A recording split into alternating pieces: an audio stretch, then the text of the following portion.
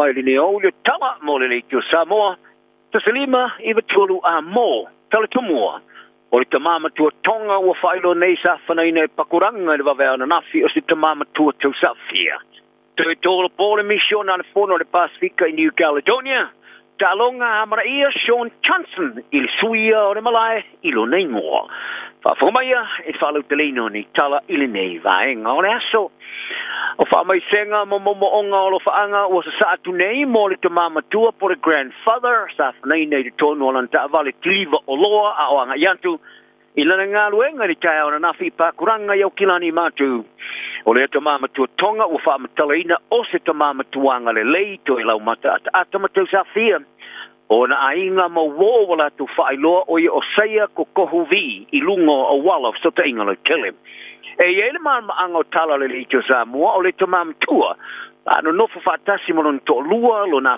fine ma le fana wi to lua lo na fine ia polo o na grandchildren e o mai lava I le asona na fi o se tasi o tua o yo le tamama tua sa I falia I li voti o se tamama tua o li taia o I lo tele I le anga le lei e masani ai ona vaia o whaialan tongala au tau te whnua ai peta alo mana grandchildren sana na tiatu leo ai le itaina le fitu I taia ona nafi ma wai se tangata tono le van o la vese pulfana ino o mai ona whaarongoina ni pulfana o whaapapaina I le fitaula inga o mga lau Pixie Place ma Marvin Downs Avenue I Pakuranga Heights Whaalia le tua o ia nofo I le mga alo Pixie Place lata I le mea tonu sa tupo mai e le whaalavlave ko le tamama tua o li taia toi masa ni ona vaaiota alo mana grandchildren I lunga o le mga ala mai na te le loa se mafuanga pe ai se ai I le tamama tua o li taia o whanaina e whaono mo whai ona ia sori se tūla fono o lo whaawau so e ngā leo ni nei whaalavlave mga aro lue sa ilia I la tu te tonu sa tangata valeina le tamama tua o le ri whai pule le national I le tu malo Simeon Brown o whaalia lona matau I le te whananga o tupu mai I lona I tu malo se atu I le si tu o au kilani o peo se vainga I se no whanga o taua o wha malama te si uma le whale aina le McDonald I Mount Rushmore o ta lepe ina uma o le whaawinga ina le nao se vainga sa vaai le whale aina le mangalo Stoddard Road I le tai au nei e nisi lungo I tu lau o le Facebook I nau tau watu le tai au nei mo ta wafo le tai au ma tau atua I le vainga o ata sa po aina sa vaai ai wha malama te si uma o le whale aina o ta tosa uma ese ma te o ata sa salalau solo o ta eilunga o no whanga o turanga ta vale o se tasi o tangata whaingalua ngai reisi tu o le tele sa li putia lona whaalia e na tele o mautinoa pe whapefe o na whaia se whaatama ianga o whaamalama te si uma o ta ei o se susio upo mo le McDonald's ai whaalia I li poti o lo so swani I leo I ala ato suenga sa ta lapata ia minsta o swinga I tula pono mo whale sulu I tangata mo mia vave ni no whanga po emergency housing e mwhanu whaatupula I aina numero tangata le aini mena no whai e pēna whai lo aini tusta thinga ma se tasi o kulupu se tasi o kulupu so swani o whalia wa mai alamo naharia ni mai le whale tonu e le masino mati sa whorofula I ale malo I swinga tele o se vaenga o lana dom whainga e whaamutali e whaongai no whale mo mia vame e au fiaine fe watu ni whaatironga e whaatangai tangata ave ni whale mo mia vave I le taime mo mua o isi whaamtalanga tili o nei swinga sa di mai le lua vai aso tuluai e au fiai mana onga mo tangata e whaamao ni alo lato mo mio ni whale a ele ma whai na whai so lato lava sao mo nei uma mana onga mo ni o lato lava whale na no whai ai wa whai lo nei le Johnny Sila Talongo ina ia minsta o nei tu la fono fo e uanea ili to tele atu tangata e momo solo I mga ala o na ele ai nisi meo yai o le ali poti sa tu sia le upai ngā ruenga le matanga ruenga o atina e lau tele more minsta o fale Chris Bishop le minsta o atina e lau tele Louise Upston ma le minsta lango fale Tamapotaka leo lo tu sia I la pata inga manino I le la matia I le tama wina leo se awala I fale mo mia vave e whaamautu wai tangata. O lo ta wai foi se la matianga I le whaatupula ia o se mamafa e iai I tau tua a isi whaaraptonga. A tangata lau tele mana malo. E au fiai whale mai ma tau tua mo I lato e eia a fianga o mafo fau. Ma whaafi tauri o le avele o whala au whasaina ma le ava malo si ma vai su. o le addiction. O ngā ruenga sua i le vasa ma si o mianga i New Zealand ma le Pasifika o le a whaale le atili nei i se wā fau e whai tau miliona ma miliona tā lalon tau. O le no fua ngā wao sua enga o sua mai ma le atmosphere i po le water and atmospheric research i po le niua e peona i loa tele ai. Wa tuulima i ai le wa whaapitoa mo sua enga ua i loa ai o le kaharoa lua. O le wa amata ine te puruono miliona pauni no tau. O le a whao ngā whaalau tele tuai ngā ruenga sua ni sila ma moto le Pasifika. Whaalia le niua, o le a waa o whaatotonga ina ia wala whaateknolosi ma mea whai ngā ruenga fau, o le a tosa ni e mawaini unga pido sili o na lelei o suenga. E varus futuruaso, e fōlaua mai ai le a waa ma ili no whanga whau waa ale Astillaros Amon i mātu o se pania, e peona whausi ai. O le kaharoa lua, o le asuia i le waa, o le kaharoa. Le o siri ma le Facebook to sanga le matua, ma ua tūla lata i le uma o lona matua ngalue, mo le niwa.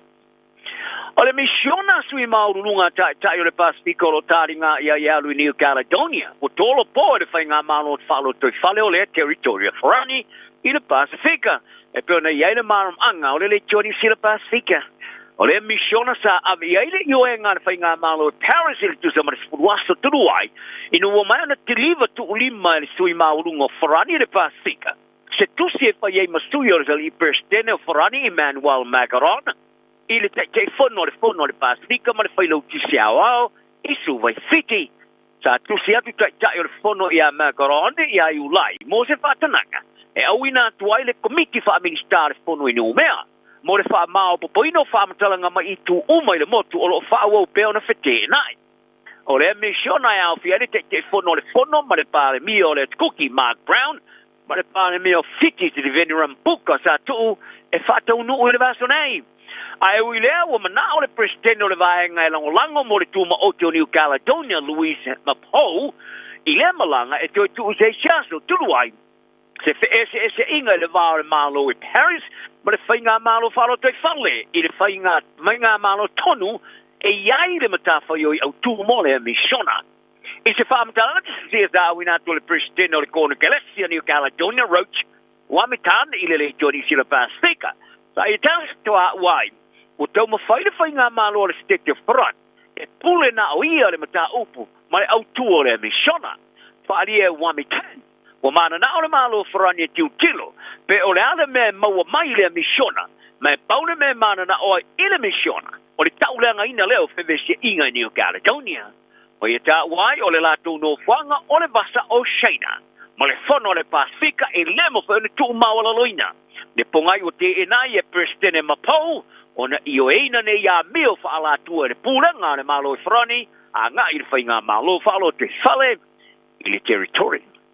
Pe talonga o le malae ua avea manofanga utu o le kalapuliki le Warriors i Aukilani o le ailo nei i le Shaun Johnson Stadium i le vaso nei i se whaarolo ngia e amana i ai e le kalapu i alona whaamalo lo mai ma le talonga o le se fulu ma le whātau sanga o le atama i le kalapu o lana talonga mulimuli i le malae autu o le po o le safrailo le vaso nei pe ata alo le Warriors ma le Canterbury Bulldogs. Ma ato i ele lusa matolo ana ta'alonga mo le kalapuliki i le NRL. O pulenga ona malai ale Auckland Stadiums ma le kampani lango o le aya i le ingoa ona malai ale Go Media. Wala wale putia nei le maarilie i le sui o le ingoa au lumana i le ta'alonga le sfraile. O le ta'alonga o le ato i ele se pulu o ta'alonga o alumia pepaul fale. Se la sanga mawa e tele e uilava ina tolopo ilalo le tulanga sumarfa i le whaatulanga nau au, ma ua whafo foi ma le tau sinionga mo le sua ngā champagne. Se awa noa muri foi lea e wha maa vai atu ai, i a Adina Whanua Blake, ma Chas Tevanga. Ua tau whai tu ua le kalapu i le wha ingo le tau sanglei, le e wha mai ai le ta'alonga ma le Cronulla Sharks i Sydney i le vasa fau. Tala no i le liki o le ato i li ua Aukilani i le lanu mū le tau sanglei, pe ata alo i le lakapiliki ale mate mahatonga. Ma le Kiwi a New Zealand malai ale Mount Smart Stadium, i Aukilani leo le ailo nei i le Shaun Johnson Stadium, i la solua novema. E ia ile maanga o le ta'alonga tele ua tamawina, ma o le a avea ma se vaenga o ta'alonga whaavau malo ua whata oto mo le Kiwi mo le nuafe ma le rufrufa, I lalo le whaia o ngā Fo Stacey Jones. Ta alonga whai tauri a tonga e whaia iau kilani. Wa a vea mani taula inga au tuo ta alonga wha malo e whaia ri ta alonga tele. E pēna matua i sa paia e au tāpua i a tonga i au kilani. Wa iei le wha moe mai o le a wha ilo steimi e leo toi mamau i a wha mtalanga umai pe pauru whale. Ma ua pēna wa whai o isi tau sanga. Pe paru mia umai ta alonga tonga e haru mia uma. O se tasi o tamai tai wingi power kalapu a le laka pi eisa le ti inga o toi teri umai nei i manu o sa fiai. Mo firi a ile au le laula au uri la nui ia po le Black Ferns mo la na malanga ta amilo le whai ungo le tausanga nei Europa. O le ti inga o toi ta pai nā tu le au mas wha moe moe o le ata alo i lanu ruai ta alo ngā wha malo i le late i le lo tausanga talu mai. Se manu au ngā sa fia lona tu le vai. O le to mai tai o se tasi o fitu pupulwa le manu malo le Black Ferns i po le lorangi o le roa whamare le furulua.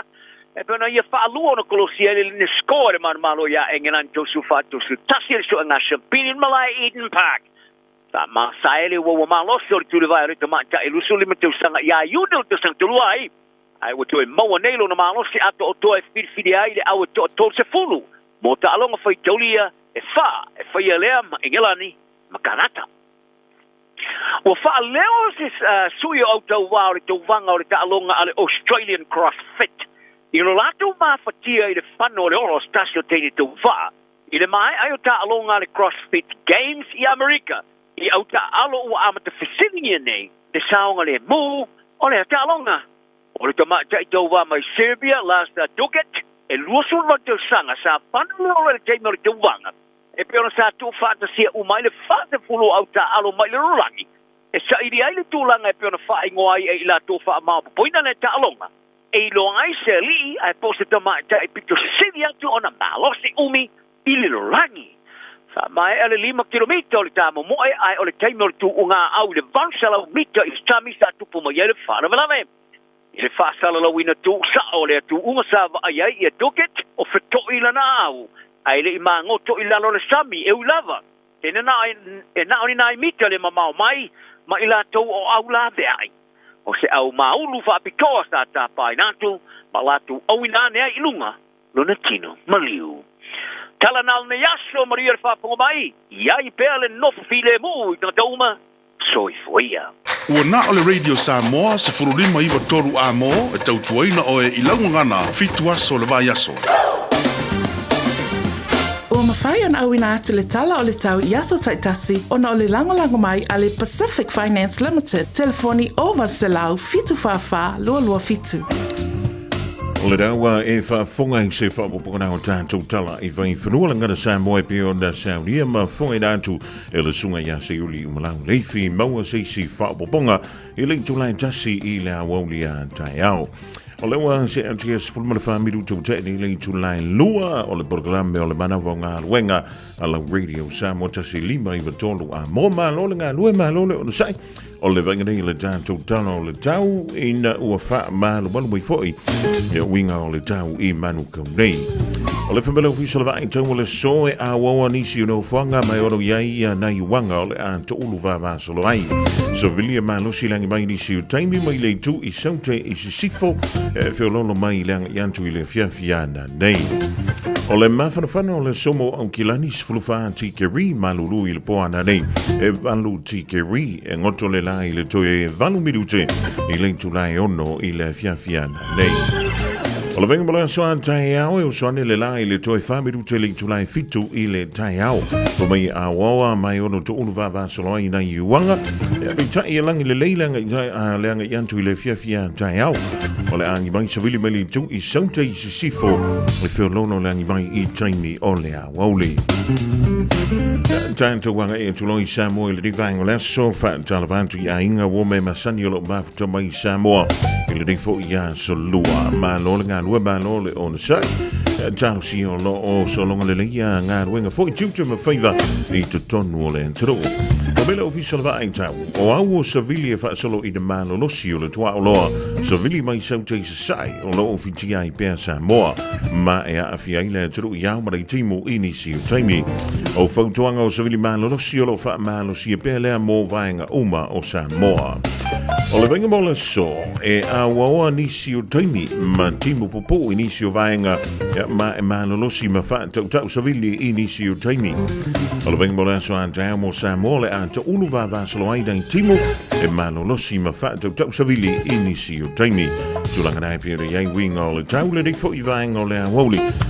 Wala vai lo no fosile fia I winga o le tau e le ngata mo au ki lani nei pe fo I lo tanto fa sinamanga I sa mo fa malo siantu ma tu ma au tau fo I piki mai le fa na u le tu o I wa onga e se taimi ele o toi ma lo le tu ala Pacific Finance I lo donga tupe mo so se fa moi moi e pe yo maliu fa I puiponga a so fa na u fainga malolonga ma so se fa le lavi ai mo se le tu fu ya tu fa na u le onga apalai nei lo le pacificfinance.co.nz pe vala au le oval se lau fitu fa lua fitu e talo sanga sau nonga tupe I le vau le lima se lau ma le lua se fulu a fetala e lua miru te fatali e lau tau sanga online ai tasili tu lai fatali e se tali e ia inga fa bitoa vala lo le Pacific Finance Limited I le oval se lau fitu fa lua fitu oval se lau fitu fa lua fitu.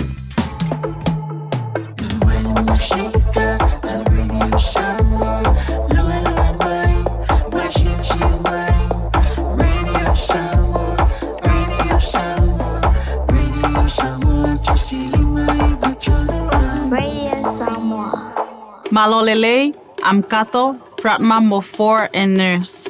When heart disease takes one of us, the effects are felt far and wide.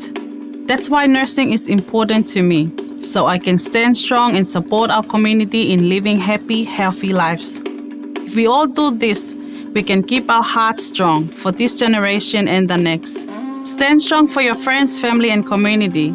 Check your heart strength at heartfoundation.org.nz/standstrong. Matau te whaia ni fo aroi le aso lava I te fio mai ai I le Shine Dental. Ai e inga whapitoa. Matau te salia le Afterpay, Zip, Q Cards, whapea Wins Quotes I le Shine Dental. E whaia fua whatalanoanga ma le ACC I le Shine Dental. Le aise tongi mo whanau I le bao le se furulua I le se furuwalu tusanga I le Shine Dental. Talanoa mai le tongi ino le whainga o nipo I whaunga ai le Zip, Smile Now, Pay Later. Le aise tului I le Shine Dental. A fio mai le 555 Great South Road Manukau pe vala au le lua fitu ono fafa. Lua fitu ono fafa mo le Shine Dental.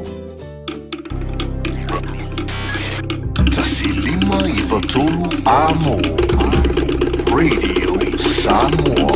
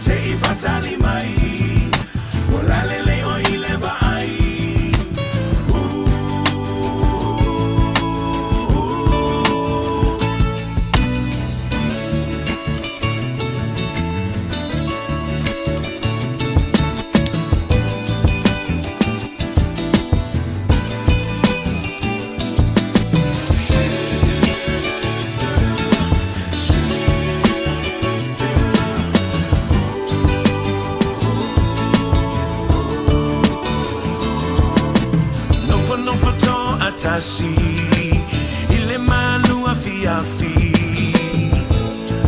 hangi mali mele matangi fa asololo uma fofau ha o se fungala au fa amaliena lo utuina nau mo onga wale mautinoa a oai e sona ingoa tengea se ifa alimai wala lele o ileva ai via toe te patasi atu ya oe be ete tali mai I oe tengea se ifa tali mai wala lele o ileva ai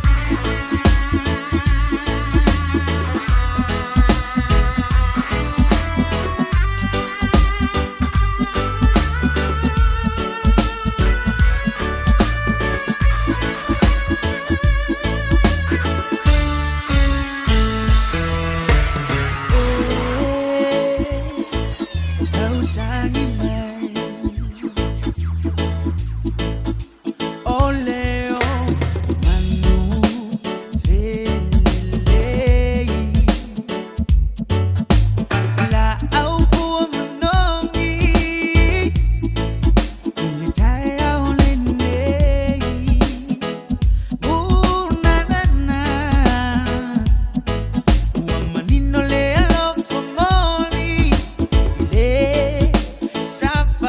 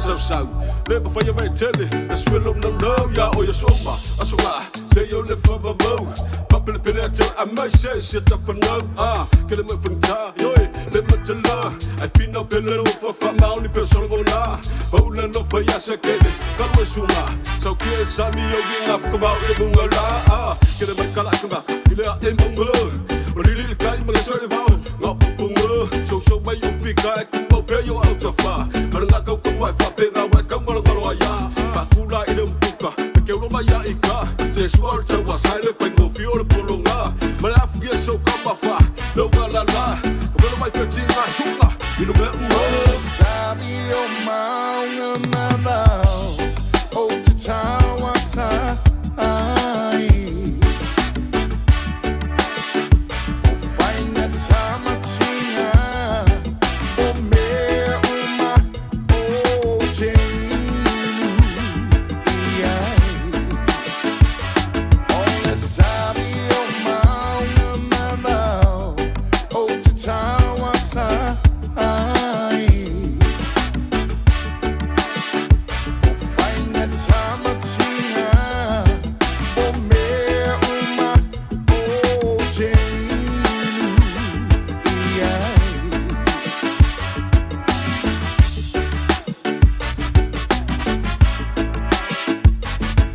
Lava o te tua le nei o lo e whaafonga mai pe le Radio Samoa te si lima I watolu a mo Samoa I manuia lau whaafonga ma lau whaasau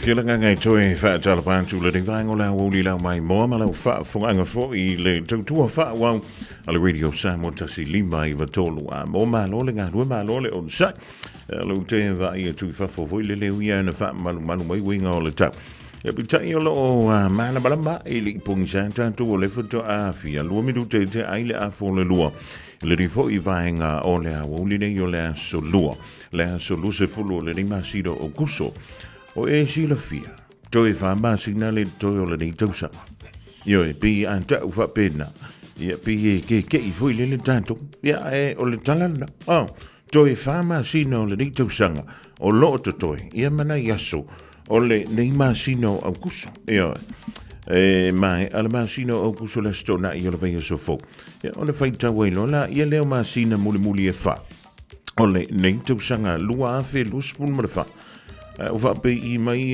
lau tau sinionga I le ring tau sanga o tau soso antu I luma lo sa I ni mea foi da e ma fauwina e fa tino ma fa tau no o le ring tau sanga ia po nai te fai le tala foi le se ia o nani le ia mana ia pe o antu tai o fai ia ma ngai fot kua ku le weekend ia pe kua ku vo le vai sfok e telo e le fa punga le tomalo poto pala na ia fai le tala mai tomorrow never comes o mai ele tai na o mai tai au pe a fai tanto te fai le dan tu la o le fai matolo ia matolo antu ia I tu ia ele le fa malo I le tutua leftrenga ia tia e pe fo de tong ma futa I le tai ona le la se o le mai se tai me le ma antu le tanto fa te sei le tongo ona fonga mua e po se manu se uli le fia na nei e le polo kalame o le mana vonga wenga e le me feo no tua le tampo inga man wa nei au ona pa ia le tua ya o lo fa le malu I so se fanta foi tolo ngalava o lo vi ia le tua malona filgalo malo le on sai malo fo ile tatalo Io i toi whamasina o te toi o le rei fo i tausanga o lo lu mada iai. Ia, lea so sa o ta maa. Ia whapea fo i lea so sa pai o le whanau. Ia, o na tātou tala no la ia lei me ta o suenga. Ia makako whapepe ngā kua i lawa i me ta o lau ngā tongi. Ia, o na, i lo fo i la ia leo le loi manta o le fia. Ai, iai ma le me ta o le loi manta o le wha noa. Pe a o ina mai a le tausanga. Ia ele i au sia le whanau. Ia ni moi mitinga sa lantou tamu whai iai. Ile nei fo i tausanga. Ai vai. E se le mana i o le ria tunu o New Zealand. E ala na uwhea anto e mana i. E ui na malulu le tau. A o le tele i o avanoa. O lo o mawhai o na wha wawai ia le au tawina o tātou walo mawhanau. E to tonu o le ria tunu. E le pe o tātou i Samoa. Na misi mai lava i utai o i le papai ngala ngala. Ia misi mai o i le Polytech. Ia ona sa ili lola ia leo le ngā ruenga. O tātou i nei. Ia o le mawhai o na aru le tamu titi po le tini titi. E ave ia ngā ruenga fo i e mawhai o na e alu au au. E wha o ngā iai o na lima. O le alea mea. Ia o le ngā ruenga wha ka muta. Ia o le ngā ruenga uelo. Ia le sida ngā ruenga e se li tongi lelei. Totonu o ni ian tunu. O le palama. Ia ma le whai e le tisi.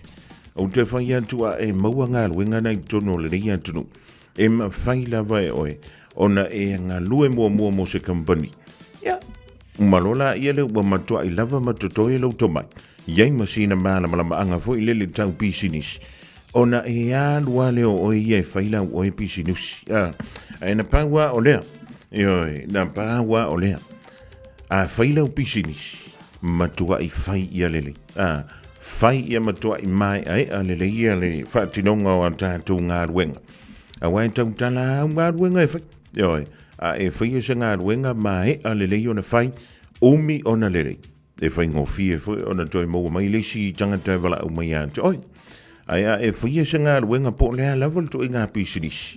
Ai te nau le tupe ai le whai I le leile na au au nang. Ia ngā, wa e si la fie le leia mau tātou I lo. E lua me a le tau le leia. Ia e ma le me whai le tau le anga ina. Fa mai le skala e so la le amio lilo o I le amio ia e tuliroina ia pe tuliroina fu ia le amio fa penga o le mena le tate fa yentua ia aua nei popole te le tātou mātua e le tai o istamiti I le la iti o le la antou soifua e kua ianga pick up kamanga ai a vea nei matupulanga televo wa matana va yentui se wa isal mela u fie ya o aso foila sa ma sanio na tanto fape ya o lo wa kari ngai o le la lu avo fa lo ia la ngai le se lo ia ka ko ainga ale o le da fa mai o lo wa finge le o ke fa mo ya lo fo ma la ngai le se fo ma ia ka ko ainga e mo silafia e lua wala mfaina e fatino ina le tulanga na o le vaenga mo pe a fai au sia maka e mfaina na avea malo ia po le foma e tatang ona sa ili mo se scholarship ia e hala na ufea tu sa ili mo le scholarship o le fesoso ani telele na ina ia mafai ei ona mau se fa ma avenga mo whanau o lo fia aveina ia to inga ngā ruenga ia po ia fu imata fai oi o ni matafa yo ile lei o tua le sa ilinga o le tomai I poto na e whaiasi taungata ia o lewa a manta o na whaataltala no mi se lava ia whanau I le afu wasenga se fulu ma le tolu I le vaintau le nei o lea ua a manta o na whaataltala no a vanoa sikola sipi o lunga o le upenga ta whailangi o le mea o le sikola sipi na wa iai e iei fo ia onga o lo iei lava la tau wafu ala to company ma business me se fo inicio a hinga ma fa ala potonga o lo la to fo ina ye mo me o ava no scholarship ele ngata o le scholarship ya lo ila onga university ya am vivo na lu mo tanta is o le te mila le ni ya o te mana tu avo ya so le tit ya fa mai o la me ki manga ai fa pe umara wa ngo pa wala ka sika ke le lo ia langa fu ia lai titi le mafaufa ele ia to inga mafaufa le wa ia tanto matua il termine o le mele ia tanto o le whainga ruenga, su e mai le tupe, ave o tutong ye an tātou pili. Sau le whaalavalave, tau mawhai su e mai le tupe, ave le whaalavalave. Sau pili a onga o le whanau, e tatau fo na su e le tupe. E ave iai kusa ua makwa ke lea, ia malau tele lau sila fo ilele. Ile tau wha so ina o tātou tupe. Ile rei fo i vai tau. Ai tu le ile tamai titi fo ilele, ma ave iai le fautuanga, ia o le mea nai te manuia. E iai le te, ia e whaalonga mai oi, a wai sili le alo le tamititi e whaile mea lai fia iai. Nai lo le uma mai o la na onga, ua maua le whailonga, ai sa ua rufa mai, o ke fia halu au ke kawhau i Peritania. Ia no toi sa wai la ia le ini, o le alua kunga ngai le koe fo i mai ei. Ioi. Ai o le winga o whaamtalanga, o no le ua whaalonga fo i nisi o whanau, o le ua amantana whaantala noa fo i lele ia mea nao skolasipi le ring vai tau. Se e kou iai, kou i kongi o le tusi apalai, te le mai loa la wale sa wara kama e whamai ia, o le ua laki ia le ua fin, ua laki ia sia wantali, e le skolasipi lea. Ia una vile ia le tātou whamalo, ai ua na whapewhia o no o an tātou whanau ilunga i o. Ianga, o le matawhai oi e pe o na whitai tunga iei o tau mantu. Ioi, o le avele o le whanau i le aonga i le taiau, o le piki mai pe antu ua le aonga, o le tuu iei o le avanoa e whai i ala antu mea aonga. Ai au ne ngalo i an tātou. Au iei ma tātou tū ma tātou wang. Awa o se mea pito siliana matanga. O le a whea o lau mauta po lau lau ai ni au maa lo wha alo alungia. Ia, na whaalongo mea o le au lai tina awe le ka pungi ngau whai ko au pok. Ia o le laua, wa tauna e sao whai la, a wha pēla na o le ta maa le il whai. Ia ua le iloa nei, o aila le la whantal no ina ia malo, a o ile la anu e wha mingoi mai kua le mkuka. Ia a wha pēfoi na o le tina, o le knowing, e wha pēla tala le tina, ia sei whakaria kui lumai. Ia hon koe anu leo o le tina, anu koe ka penga mai le vai, ka penga mai mo meo, o ka ko ke sainga ma mea ngau masi, alvisi, au whiana meo i le whana. Ia nga, e muli anu le tamititi o i le whale aonga. Ia le whale aonga mua tonu o tātu a inga. Ioi, wana nau tā ua le vaenga, leanga le watu lata mai le vai tau. Ia e amatai su e ngā whai ua le ritau sanga na ia tātu walo ma whanau. Ia te ilo fui o dawa umba ia ni whilo inga mātua ma whai aonga. Ia ma ila tau o le iai to tonu o a onga, o university, ia, o matanta, ese o company o business. Se te whantu lautal. Ana whape maua uma e tamiti le lalo langia wanoa. Le maua e tamiti niusila. O ka e se manei. Ioi, o le winga o lautal. O la le mole mea o le awanoa. O ka e. I lumantu i le tanto ofisai nei maruka. O la fui e se tasi o a onga.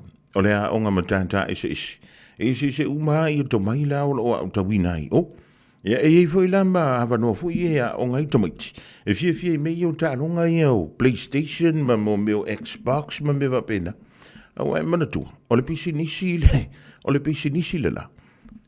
E te le isi hava no. I tu atu na o le tālo. Ia wa iei tangata. Ua makua kele ala kokupe o le o le tālo. E mana tu. E le tei makua le tālo. E halanga mawar ka alonga. E iei le tangata na fausia. Ia le talo. E si tanto wha utala ia. E ma whaio na a vea fo i lo walo. Ia po o lo wafi. Ma se tangata na te fausia. Ia na ta alonga. E ta alo i nisi te mai langa i antu i luma. Ia e ma whaifo na la tau fausia me ia upenga te wha ilang. O le ua kako korangoi mea kau computer. E wha mea kako. Siri ka ua ngā mea. Kambasangia kai e le lua kui o le whiloa e ma tangata. Io e sao. Ai lango langi le alu ilu mai le oru whaantafa langi. Ioi, iei le tai. Ia e mo o mia le telefoni fe a vea i mo o mia mo le mea ta o le computer. I taimi uma ina ia mawhaiona tātou whaongaina. Le tele o tautua ma au nang. O loro winga, ali ei so silaf, ia le iso malama i mea ia.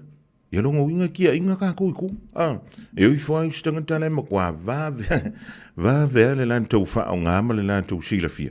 Ia o whelan me la anga i tātou. Ya, na ona ta tia tu va pena yo se pu le ka malo mo ko yela na ia tamo fai. Ai ole so ni na ona ta tia tu ina yo o taf. Ya, no foi tono lo sa. E fa tali te mi tu wa maila o ngala fa na. Yo.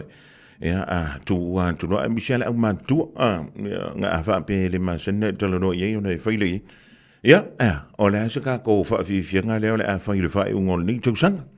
O le ase mea nai te na wite mana e whai. I le, a nga i antu i le lumana. Ia, na pule ala i ele o ele matua, a e vai antu se mea e a fu i le, e le fitau i mole whaina.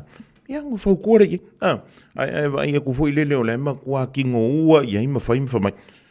Mai, vai rao me re renga whaiangi. A e vai a kua lai leli. Tu umai i lo malo si malaulangolang. A e vai a ku fu i le ngare mai maa warka. E reo kamaranga ma kua vavao le leia. Au wha longo tu nei an tātou tala ma ua wa ai an tu i fōlinga o le McDonald's le ana talipe mai e tupulanga talafu.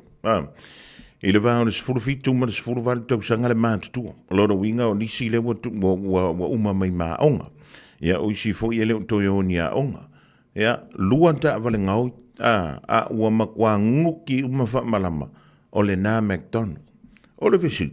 O le hale me ua whi e nei whanau nei mea. Le hale mafua anga, o le fia a ai, po le fia fai tupe, ia po le fia tauta ua, ia po le malo vale, ia po le le avea ia o se upa, talo sia e lini tamiti samu. O te whai atu. Ia e haan wale tei, ia e maua i la tau, i le anga ia tu fui lele i luma, ia ona o le tūlanga i pio, ia la tau tūmbanga i pio na whatino, ia o le rei whai waita, ia wakele me o me puek, po o fia mawhia. E te anga ia tu iei. E mawhaingo nā whaina. I mea nā o mea pueanta. Ia, malo le soifu.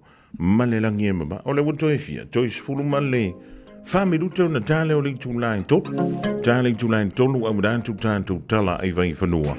Ia, mai a tāntu whawhiwhianga le mai a Timothy Akiripa ma le vai le vai. Sāru mai lau wha malo. Ia, antu le whana. Ia, mai whailei. Tolei. Tonga. Ora não me vai para uma lausinha esfurco. Ioi. Deolela susuluma sulumiai. Ayo folinga ata sineleva ai. O te taua tu ile sunei avec o fai muse. Suine o ngana tunei sunga ilula lele. Ilata wa mafutanga Silo tanga taipe nina etele nete mane este oile pelele mabaina este Oe hola umasiofo Ya so fai so Sungai au maya yelo noto Iletio fo ile poto Oe hola umasiofo Ya so fai so Se uana nau ia ile noto Lau ia tu sape fale o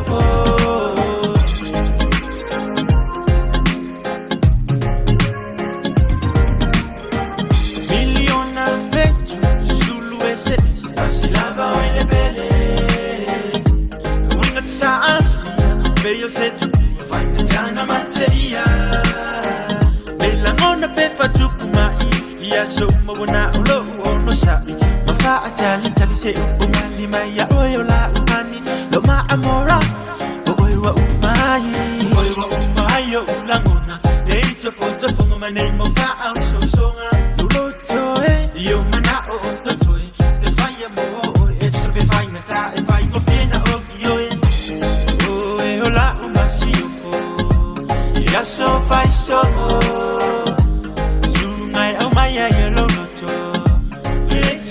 Fo ile poto Oe ola umasiofo Ya so fai somo Se uana unau ia ile loto Lau ia tu sape fale opo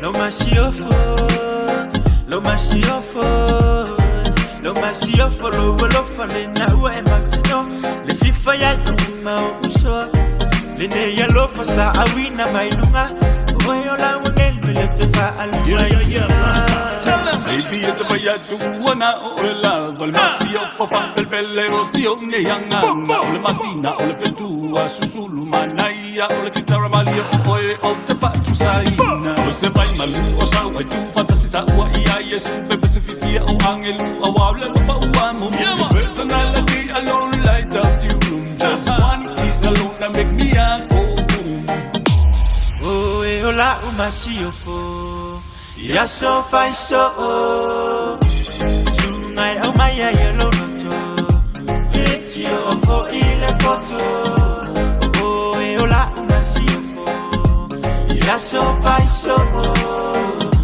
se uana na ia ile noto la ubi tu sabe fale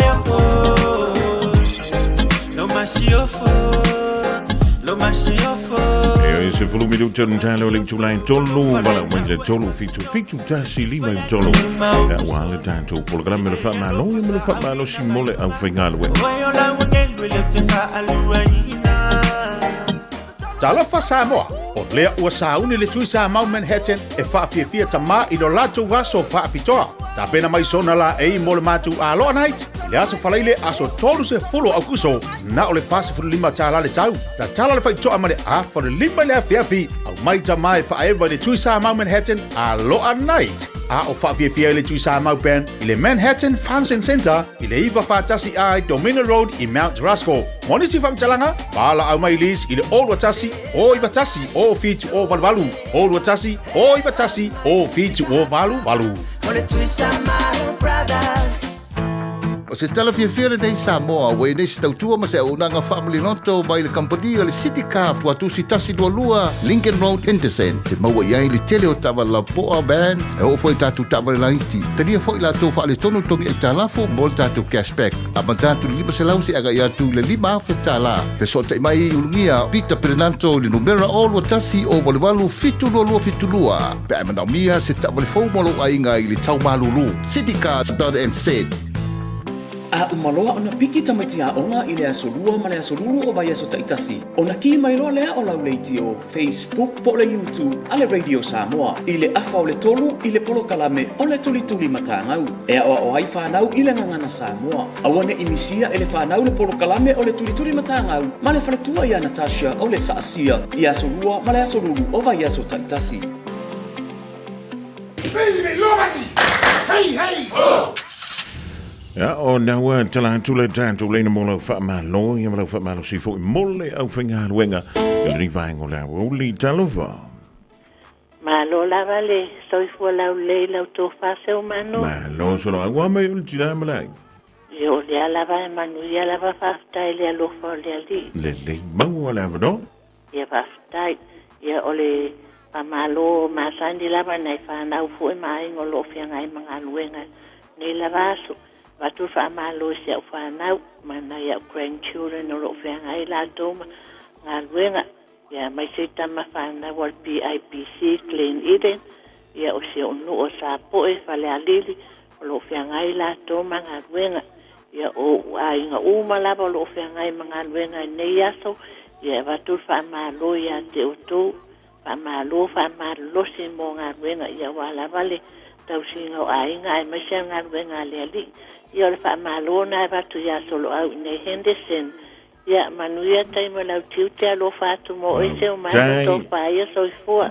Soifua ia le sian tātou wala au talova. Talova la ko vate bangu balo te pula ponga bua balo te pula ma. Wa bel te mai tau. Mangu ia le ro fole kua bangera o ponga bua. Le mau le vro. Papa kai che bangu bro ngo pa balo la ko fate bangu ka kua kungu. Ya ro pa yesu ga leba kinga ia pa kasi bla ko fate kar fideli lo la pia pim bla kungu fo ila inga bi ele a balo ko la sunga pa penga sap krai le ba ese fa ku ro fo mal fo penga nga runga la sunga pa penga ka wala famba manta o sunga pa penga pidi pomba le ku kai so ga ka sianga sele ka pidi pomba le ku la sunga ka ba kai fa pe au limba sep silipa a pe sunga pa penga ba ele ba kiba ba ku ko nga nga runga o sunga pa penga ka psi fa ba ku abiaba o sunga pa penga si pa ba fa ku alika sunga pa penga finga som ka sanga a pera whenga le pa tio whai lua barani tio pengai mga luenga. A pe karo ba bea whamunga la lima marwhangau la whenga karo marwharikua. A pe wha mo kaurua ngafa wharikua ya ileng man whaalo. A pe kang basa basi kai bari le vai. Kai bari kapambanga ya mapeka. Wha pe whaka ma le vai whengai mga luenga. Kai bari e fua pau mapepe. Au kai bari e fua pau whengai mga luenga ma le wharikua a pepe. A pe to baratai paulo marwharikua. Ambese na o ya mai laka fakua kuiji longo ali soka bahana kai hana ka simakua markinga bakua ya bainga la pe ba fo mngao a pe fui bongo karsa malolo siu dolo siu fenga mga wenga fa pele au pepe yoange basara basinga a pe ko fila upu a pe songi alofa ka ngaora a pe kai bari va fushi mbaharen pengai mga wenga kai bari karifa komiki bari ka pengai mga wenga kai bari ka kupora lori a pe kai bari singabe mbakele pulito ato a pe kai bari rote barfanga a pe kia bakoya per fangi bakoya bai pua a besele au badili a pe kol pai boa vai barfakua ape ai ongo esa peka ba kangalua papuisen ape fei ba pida fa pero fombaki ba eseka pe ngai mga weka fa baroga ba ko kam ka tepo kai ba de pe bika oge ha pa kai da se ba bro abango ja maar weer volle ding van les so al van ti alu ma berry talovo Demano ano vani o amele de oud kai da ba Waka moe, kulo. O ko ke I mai runga. O ko ke I mai. Ai o sa loa umaroa e fa maloa I pukau foi lo. Pa malo si ko ka makua. Ya e va skaila va se manu mo la vangoa. O le kula fa malo ya ma ini tan wa sa mala fenga luenga e vendeo. Ya fa pe foi ya. Yo pu fai valu. Mo wianga luenga yo pu fai valu. Ya ele nga ka foilea e va kule famalo ya al pakitu mo poe e amale le o Filippo mele ke tau o ko ngalo avelori mang vier nge yaso ya ayo ai nga mo fenga luenga nge yaso va ku famalo felfani ya va personal filufi pe fa yo fa longo mai no al pati mar kaus e mang vianga luenga le yaso fa pera wa ve pasi uma fa longo mai pasi uma ia ma ko ke feo ai Nale la wa kua la ngai kele ngumela. Ya e manguia la nga luenga o fe ngai mo ko le aso mo le aso. Tenga mal mana mala fe nga luenga ti mana fa kai kele la va lu filufi e fa pea la vai mo ka si lu ko fa ia vai lo palauli. Lo fa ke la fa fani fa kai kele la va se o manu manguia la. Fani ja maar weer volle ding van o le aso. Ja va malo tu ya auto mo la vle ma auto me le ding van o la woli lungo le tanto tu le YouTube male for Facebook al radio sa mo Marietta o sina leo Maria le sina tavae al wantu ya Federico Vito Leo wa le fui mo au le leo ke lo o interanga le so ya te vanga Fenica Martini kisa so le fai male ainga al wantu ya fa ma sanita la taina so le ma to me dai Washington e America ma we finga mano longa le rimpo James la wofo le ma to mai e dai fia e Australia ma lo li fer fiva ma lo nga lo quindi savelio o sera bangala fa le Fenica petalai le lea I va esse e le uso ya fish va per poi aso pe sio Josefo o mai e sa uni al wanto ya malwai ma va sanga I botni e se buta mai Solomon le asi man fuala au Olivia Lampola, Maringa Dai Las Vegas, Marcelina Brown, Phil Tantoso, Sala Fanga, va before ya va tai a Musa Masulita Malia Foot, fa malon to foi lo soyan Tiano, ya male la to va en aleo lo feta ngisia mo e fenga wenga, la von to wo to ta lo soka. To want to for to fa chilo fuai, like to mai tai lai ma to mata ya soka.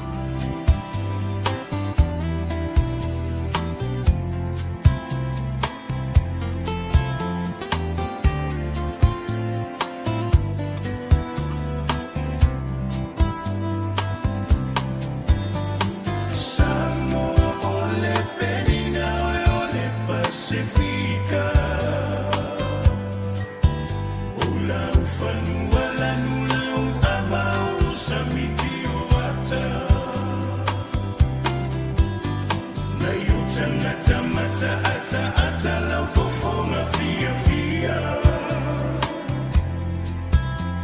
Malouta ulanga waile tarafata io apia. Lawanga nue olo matole afa asino mana. Aole tala lele ua avea mata ia lai utangata. Emita mita ipea lea nganga moe lau samoana. Le fatuna toto ile ala moana so o atoa ile vasa. Oi Samoa e ai angano e ai whaapewhea. Na e a puti puti lo taola lava mai le amatanga. Mufo i tainu e se ai le ngano lava o Samoa e pele. Awana e whai mai oa ulava o le tanga o le ele ele.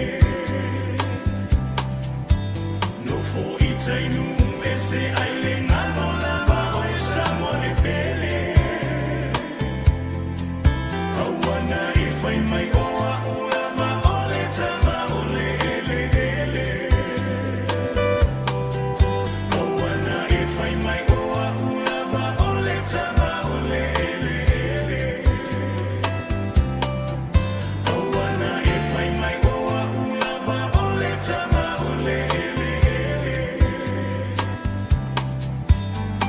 Ia e whamalo tui leo so ia Kenny Mose le lipule le Tusi Limited. E malolo ai masi le rifo ia wauli. Sao wai mua tātou tala I vai whanua.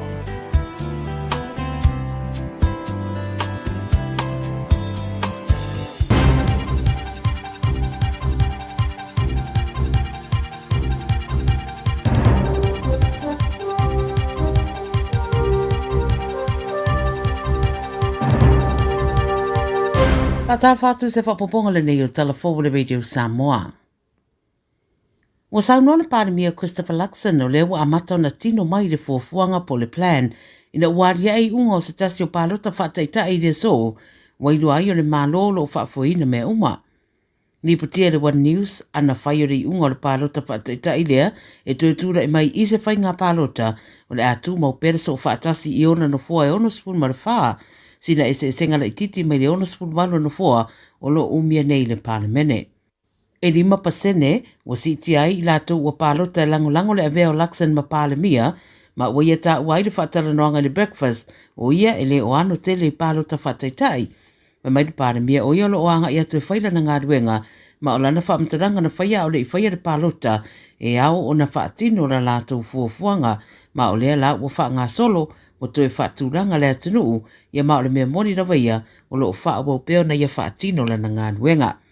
Ono na manatu o matua I tūranga le neila lātou ngā ruenga o lo whaia ma wa amata o na tino mai. Wa whasaina leo se wahanga I lata I le Wafui Beach Haven I North Shore ina ua maua yeisi tangata wa madiu le tau na leila. Vai mai leo le taimi nei le o mawhaino whaamtare na mai tūranga o lea whaalawlawe a wa whailua le lātou so upu na maua le tino madiu o se tangata I le vai maua se tasi o le atunu I le te ale tito le fitu le tau na leila. O whaasa ai leo lea no fuanga. E mei lo iei se lamatianga o iei mo le lautele, ma o le a whailua ne lava nisi whaamtalanga e tūsore nei whaalamlawe pe a mai a le suenga o lo whaia. O whamatala se tasi o tua o le tangata lena mariu mai pakuranga I le asona nafi, na teilua le ua mariu o se grandfather e a ngā lofa. O whaeroe leo wa amata nei le suenga, au si tamae peo na ta ua na mawatu whaamanu o rie te tonu o se van, o se ta avale le tau na nafi, mamari wa I lava mulmuriane.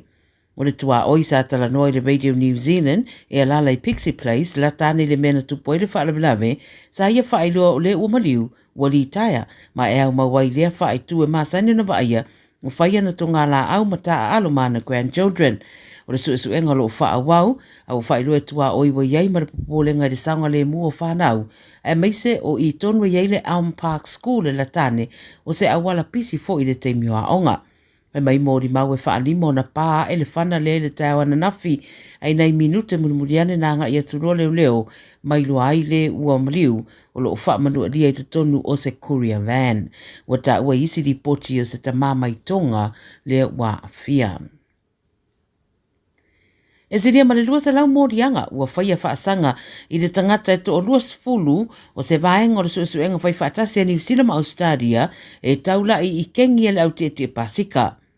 Mai sa whaatino suenga i wale aso rima ma le aso iwa o Aukuso ma maua ia leo New Zealand Australia se potunga o si eire fuala au whasaino le aisa i West Harbour ma maua ima le toititi tolu se lau kilo fuala au whasaina si dia ma le rima se lau luas fulu wafe o tupe a toa ma whana e tolu maua mai wai te mata au kilani ma welingi tone. Panga solo fo isi suenga e rua leo New Zealand ma le customs ma maua i fo i tupe o fuala au whasaina ma isi a seta.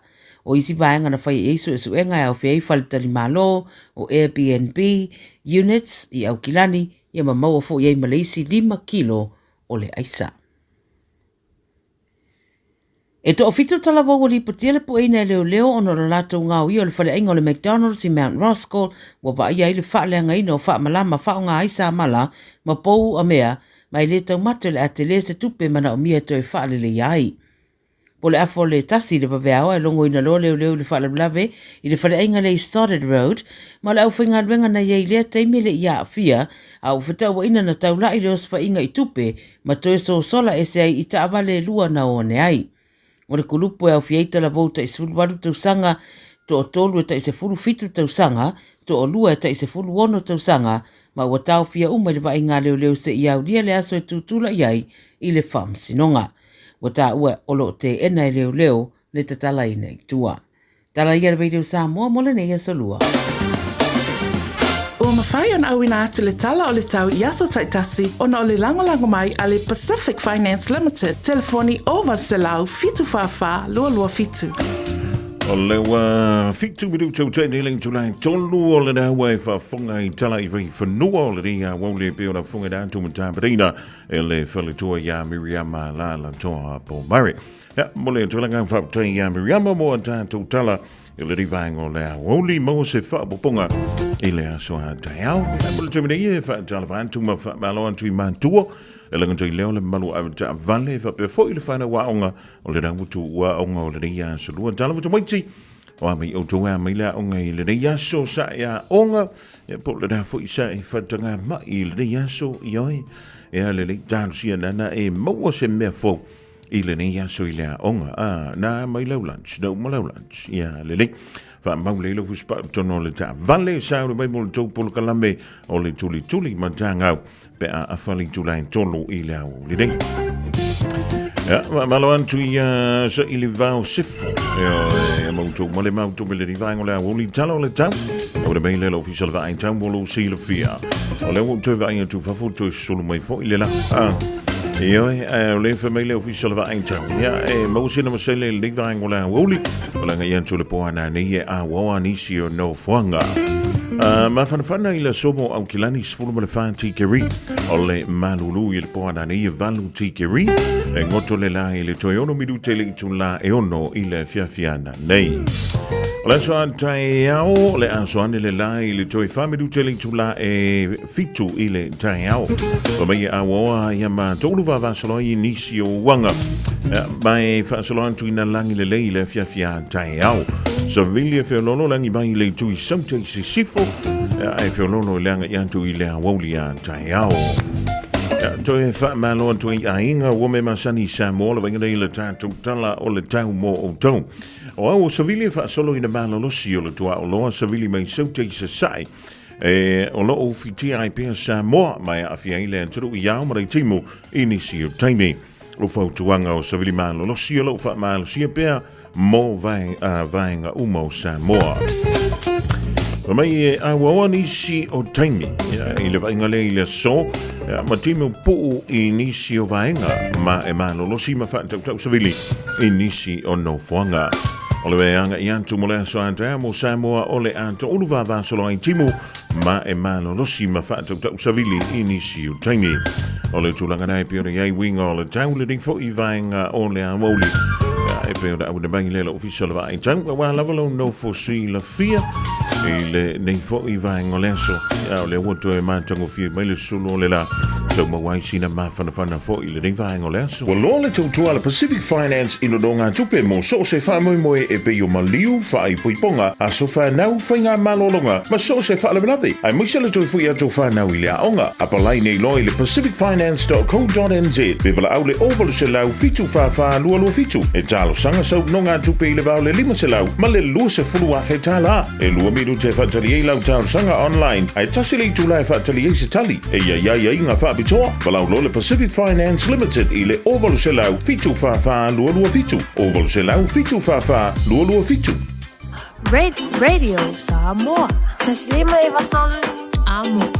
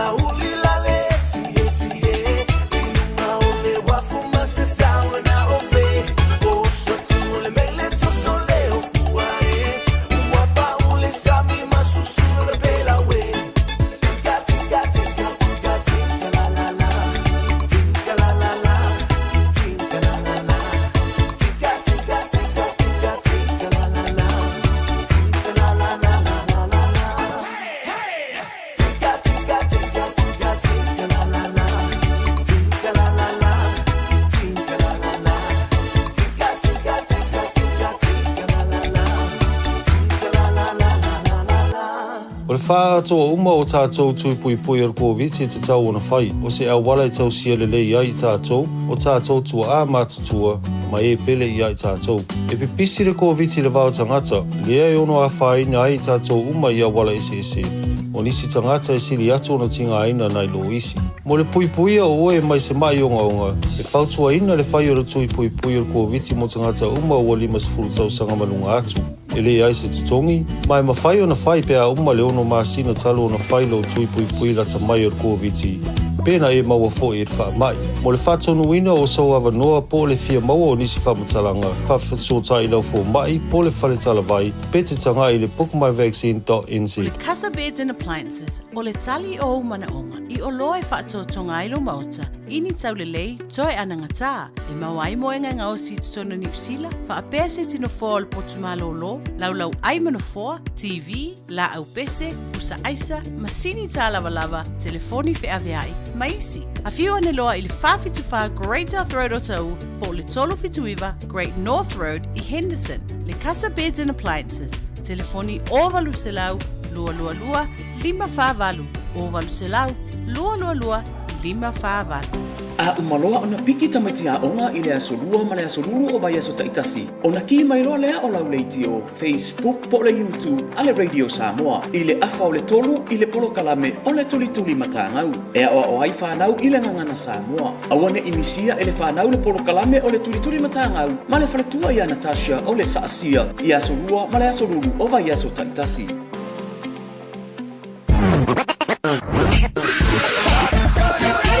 Malo soy fua, ol si fufonga Samoa, Radio Samoa, tasilima I vatolu amo, se kia Radio Samoa.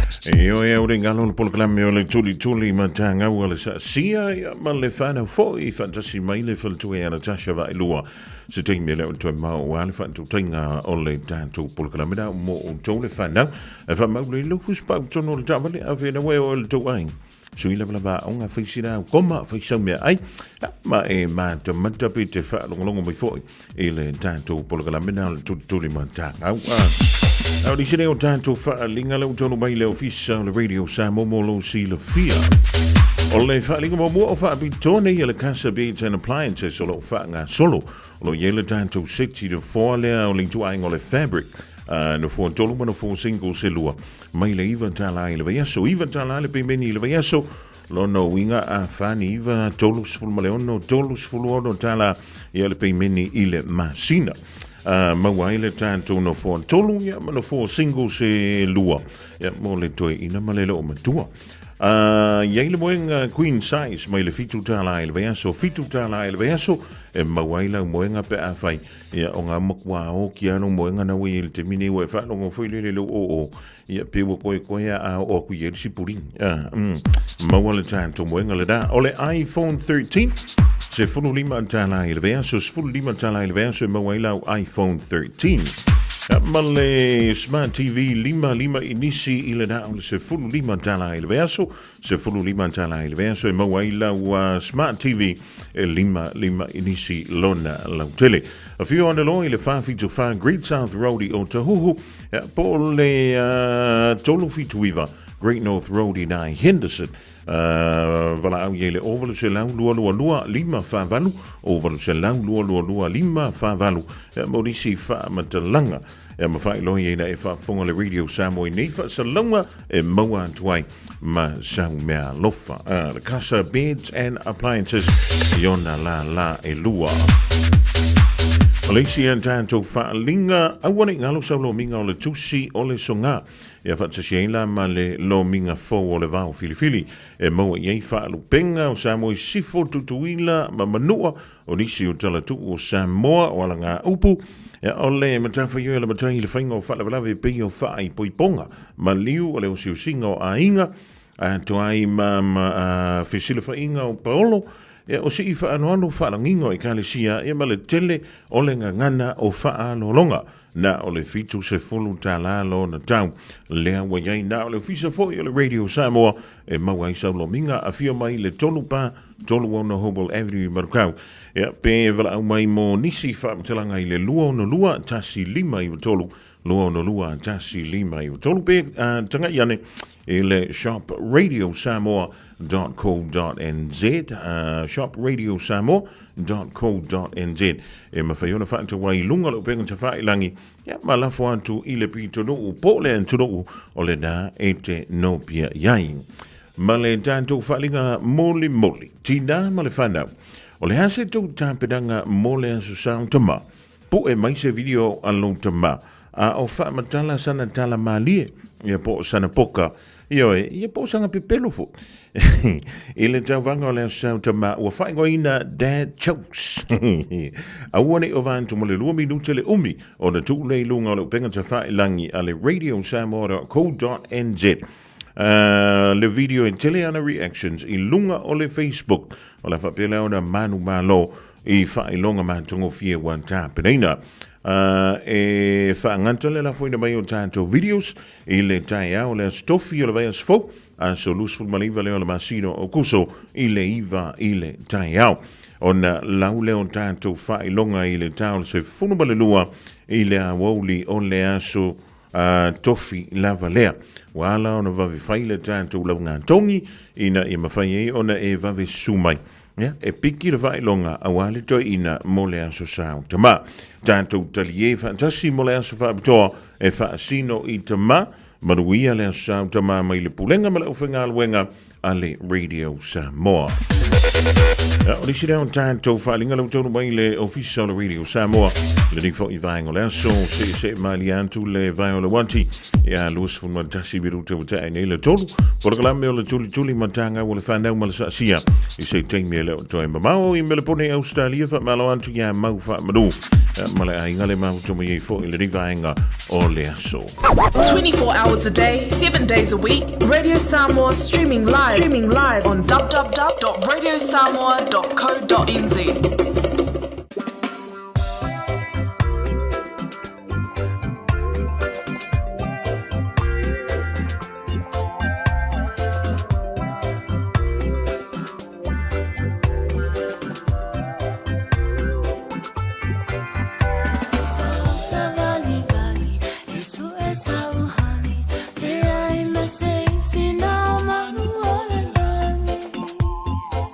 Tale lava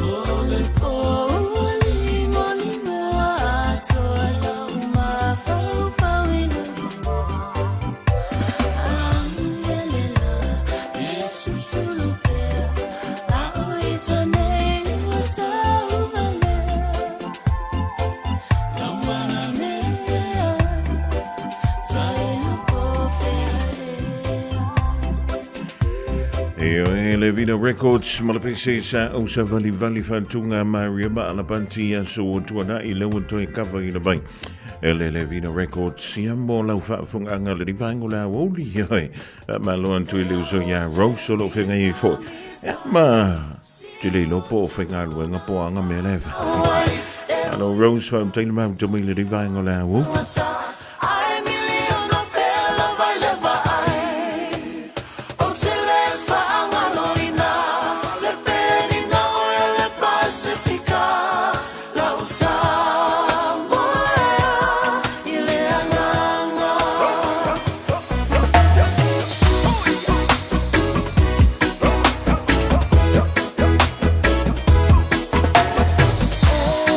La la la, oh, falling.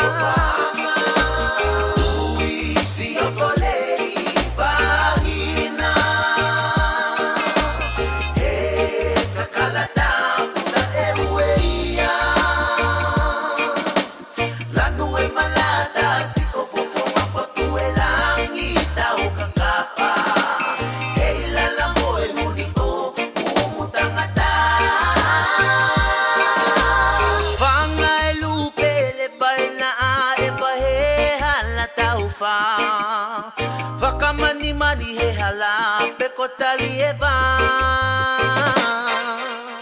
Pana pana e a pomino ano ngasti oloto ha Io he koe nani vi e filo siliva Tui si okolei vahina E kakalata puta e ueia Lanu e malada si ofofo mapotu e langita o kakapa Hei lala moe huni o umutangata Tui si okolei vahina He kakalata puta e ueia Lanu e malada si ofofonga potu e langita o kakapa Hei lala moe huni o umutangata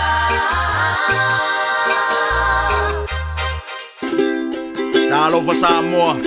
Waule ne yo kasu tialu. Awal suia ngila waule kio. Aeva eva mai ina se fudu lima iva kolu. Amo. Radio Samoa. Vevela a.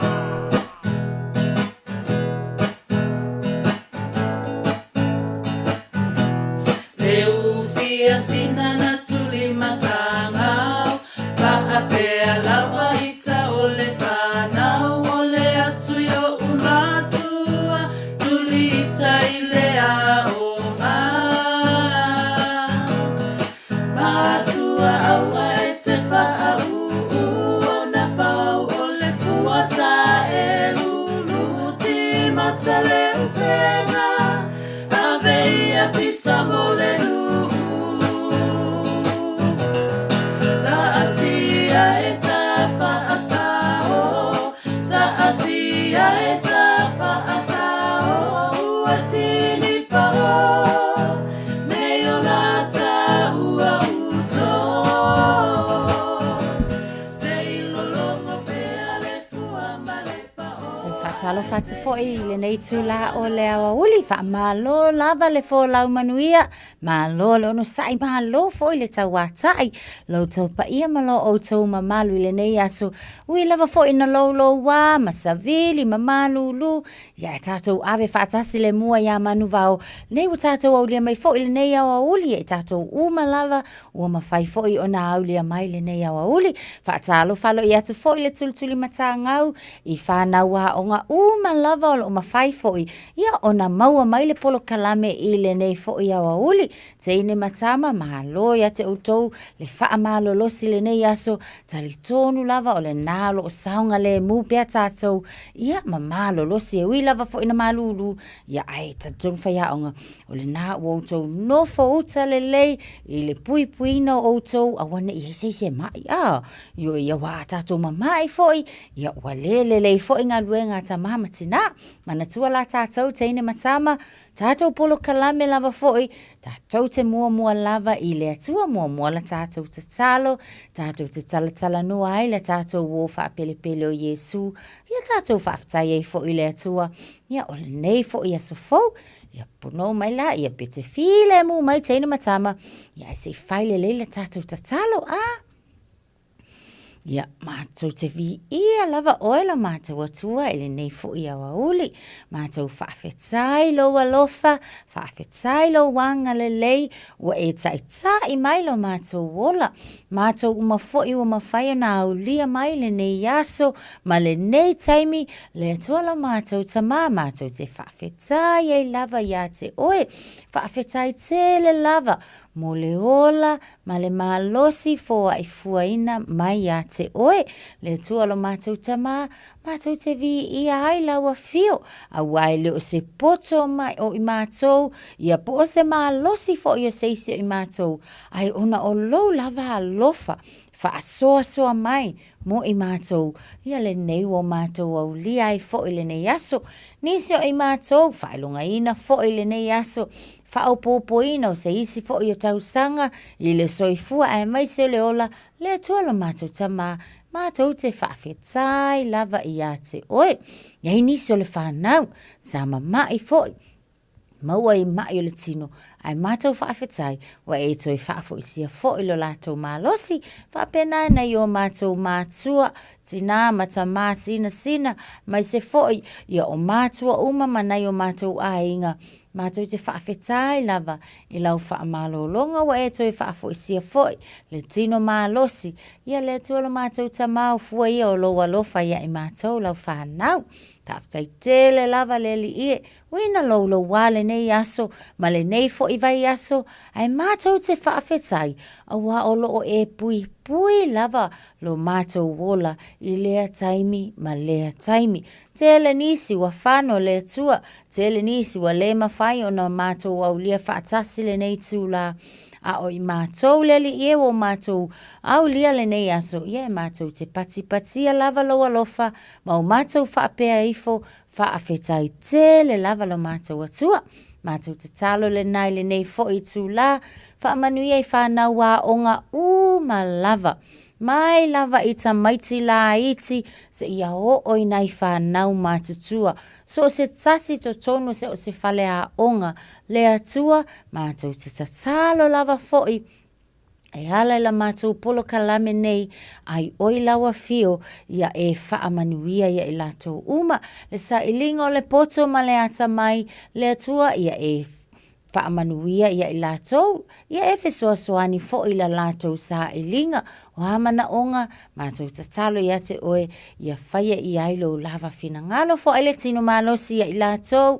ma whai ona whaawa wina pea lātou wa onga, whapena foi no mātou tatalo, ia e whaaulu whale le poto mai ia te oe, a wau le poto le nā le atua, e loa I le tama, ma le teine, o na hava I ona mātua, usi tai I ona mātua, ai sili ai, o na hava ia te oe lo mātou atua, whaamanuia I le ngaluenga tamā, matina, ma I mātou lava o whaia onga foi, le tualo mātou tamā ia e whaamanuia.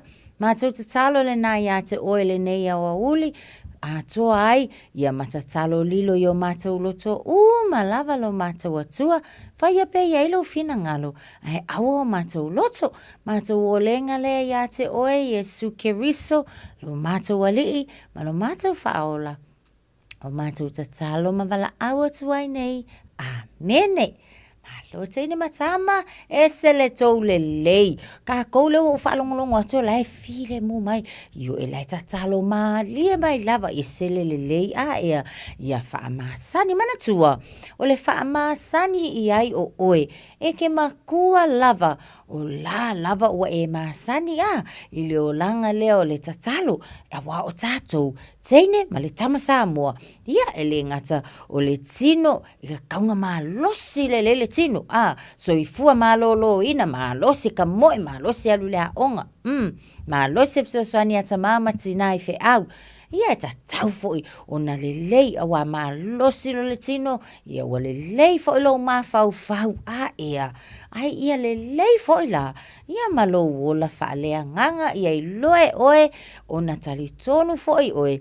E tau ona iai le taimi. Ia te fa avanoa le lei. E fa penau na tap. Penai le ola fa lea nganga o tātou, ia e alalai le tātou tatalo, o le awala le na, e tala no ai tātou, ma Yesu le tātou wofa apele pele ali, teine matama, ese le kou le lei, ma ngai le wa, ma I tau atu a, whaalongolongo atu whaia, onga ese le ma ngai mai, ia o tatalo na isi o vaenga o tātou, le tatalo mai pe a whaia atu whaia, onga le tatalo, o isi, la fu I tatalo e tonu le onga a mata vai, ese le kou le lei, te sosoani ata ma matina foi, ma whai le tatalo I le whale, awa lava la, ne ngalo ya ke oe ke la kufoi, umalau ka kalo I le haonga o le fale, ua e le fita talo, teine matama, ese le tahua, pa wala na le awala, e tala no ai oe a Yesu, talo, tala no ai a Yesu, fa fetai a Yesu ma le ola fau, wai loa, ai le fa pea nga o le alu, Io e ala mai, alu atu toi foi mai, ai le manatua e tātou, ia tatau lava o na whai a Yesu, whaafetai tele lava Yesu mo le aso, Io o le au ngala na o tātou tatalo i e whaile amatanga o le tātou polo kalame.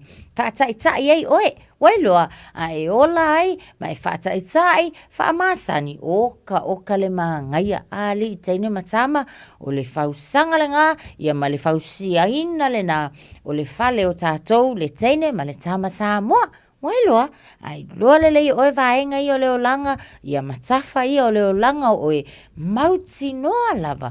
Ia e ke le popole, tele fo inisi o whaafita auli, e ono o ia i tātou, i le tātou malanga. Ia ai e tali tonu lava whai aonga, a e loa ona e pipi i a Yesu, tatalo, talanoa i a Yesu, wha ai loa i mea uma lava.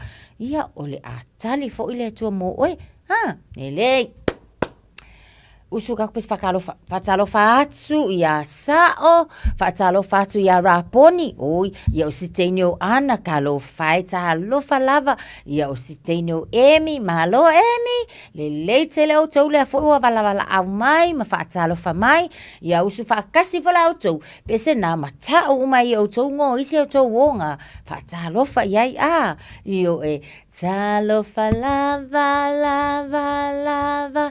Po o wha pefe mai o tau, o lo malolo ina lele, whaafetai.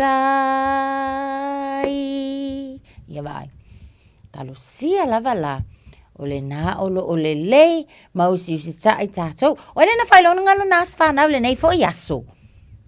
Oi, ia pati mai, io e iai le tama i titi, lai whato a whailonga lona tasi tau sanga, ia, kasi kau sanga, mai se paki la po, alawa se tasi, ia, tasi, lelei, o ai lo whailonga lua tau sanga, oi, la fo ia, pati mai ni, paki la po, a se lua, tasi, lua, oka se lelei, o ai la whailonga le whatau sanga, oi, sole, ia lelei lai ko akele tātou whailonga ia o leanga lelei na o Yesu ea i o nisi wa whātau sanga o nisi wa walu tau sanga o isi ia wa se fulu lima ia ai fo ta mama tua matina matua la wa atoa le walu se fulu tau sanga oka ne tau sanga amu ia lātou. Amu ia foi oele na ua whaelonga le isi foi tau sanga o lowo langa le nei aso. Ia vi ia lava la Yesu. Paki uma mai tātou. Usu maila, ia, ko maila ola, ia Emil tātou pese was whanau. Ia manui au tō waso whanau. Ia manui au tō waso whanau. Ia manui au tō waso whanau. Wha manuia le atua. Hip hip hooray. Hip hip hooray! Malo, ia pati, papena fo ia ta mama tua, ia o tina matua, le na fo whaelonga o tau asa soifua le ne aso, manu ia te le lava, ia le whaelonga ina o tau asa soifua. Teine matama, mana tua foi, whamanatu tātou polo kalame, awane ingalo ia te oe, ona whaile upu wha aulo, leraka ko upu aulo foi lea, teine matama. O lea? Mo faku awange ngangu, woi, se le fuwa ngangu mai. Le ai, o lale upu alo, o lale upu manai lava. Fa pela wakele au mea ai, wakele au mea lofa. Au le keke mana, ia lawa fai tamamtina. O lale talia oe. O lea?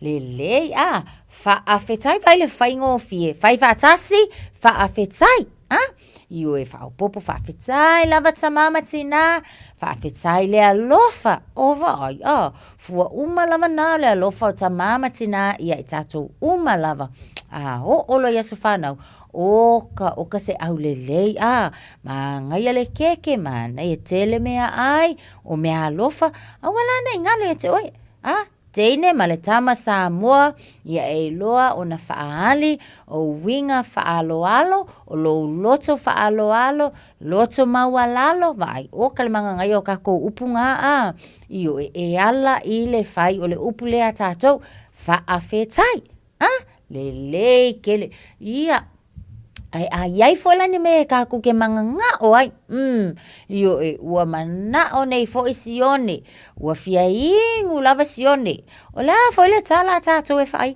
pe afa pe ua iai so mana onga la ua yesi me ua manga o ai o la le upa tato le masana fai fa akope awo ui le ai ele ole na o la le upa tato fa amole Mangai tele pati uma mai tato e se fo ile le tene le merina ma ai le la ia le fa longo ia mamai tau le ia io ai ai tato mana onga o le upu e mamoli e lo loto fa o winga fa alo o le fai o le upu le na fa amole mole ai le fa pe foi fa mole ngal fa ia onga wilo pe alu la onga o ile fale ia e loa lelei o na ofo winga lofana ia tamama tina ia tina o ka fia ingu lava fa mole ia ia poso te matua fo ia simi se ia mai se ta vai fa mole simi fia ai kuisi ngale fa mole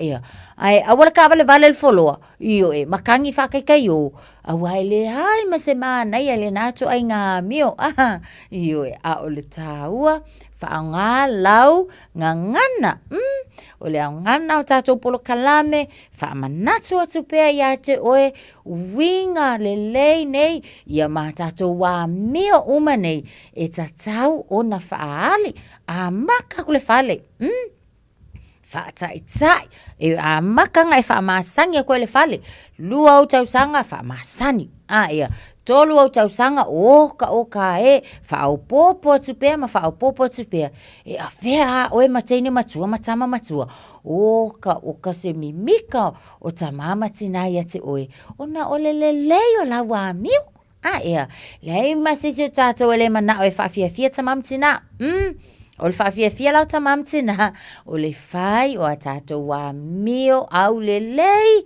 io o a tatou upu manaia o foi o ke fai aku oi foi si vaenga se le komumu ia tamamatina io fai atu tina sa o kama e mai la u akole me le ai o ke lola e koe ka mai lo otina ia ta o atu le fa ia o ngalo wingo i lo mai e sia wola o ka le fo ila la wa miol ne ya so ai mana o atu tama po tina ia te o se fe au fai fa le boi loa a fa tu fo tina sa wa ngau i afule le tai au o ka kole o le nga mata oi o le popo ko ia ngau le ia afu taimi fo ile le wa ko fe ala i tatou le o uli o le whamanato whaia onga, ia e tō anga foi, e ngau le leilo i afu le whale. O le i alu o e sauni le tae au, lau ngalu wenga le na, teine whalongo mai foi tama. Ngau le leilo i afu, fai le leilo moenga, io e teula ia, yonga e halu e lola ia te sahauni, o lau fesoa soani fo ile na, ia tama matina ia so lava ia fa la kiki ngi singa luenga fo ia tina e fai fa pena fo ia tama Moi loa taine matama, tu anga lelei, ta pena lo moenga i le fale. Ia ai aua foi se ilonga ki ala onga, ngai whaalongo le ia whaia onga. Ia ai e le whaia mea lelei na i le fale. Moi loa, o ngā luenga lelei umana. Ia, o le whatinonga le na, o le o langa o tātou, e mātutua lava. Ia, o le tau tua le na. A maka kui i. O lo wale ave le salu lima ia tina, o lo wale kapenga le leima piki lunga le la pisi. O le ola tau tua le nao tātou. Io, ai le fai ako tina, sau shau kama se kumaele i pulele, oka, e kawale vale i lalo, ia, e le o se tūlanga le leile na, teine matama, wha manatu atu mo tātou, ia tau tua na, fai le a mio le lei, fai le a mio fa alo, esa vale ngai luma i o luma le fai fe au, luma o tama fa fe ngainga, ia po tina fa le tua, sa vale ngai la oi o la le upo o e fai. Lea ea, Puva ila fu wangalo. Le ai se ngangu. Awange o whaalonga kwa sao. Awe ke ngangu mai ke au. Wa eiloa. O le ale upe whai pe asa vali o ilumo tangata. Ia pe ui mai fo i oi tawhatawhata mama tina.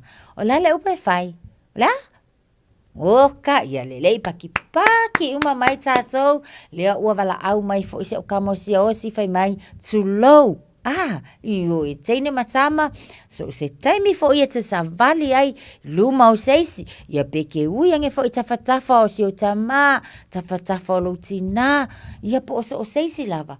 E awane ngalo ia te oe. O le upule na le teine ma le tama sa mo e whai. Ia. O le too low. Ia, pa aila le manga, ia ngawa ngalo fo, ia, waka. Lelei, o le upe whai pe a e fia ma ua kele fo i le alo whātu tangata ia te oe, o le ale tālai whai, wha a whetai, ia lelei kele, ai wha whepa e fia ingu, wa e fia ai, ia pete mana o ia tinase au mailau atoa onga wa e le au ia ilunga. O le upe whai, Faa mole mole. Ele ole hurry up. Ole faa mole mole. Wailoa. Ia faa fetai. Faa mole mole. Male upu e fai pe asa vali oe. Ai ui lumo tangata ole too low. Ma ai ele fai ngofie. E faa maasangi lava. So ke faa koe ke makua. Oka le fia o ta mama tina. O le au ngafo ilale na. O le o tau le a onga. Au ngafo le na tatou polo kalame. Faa longo le lei mai.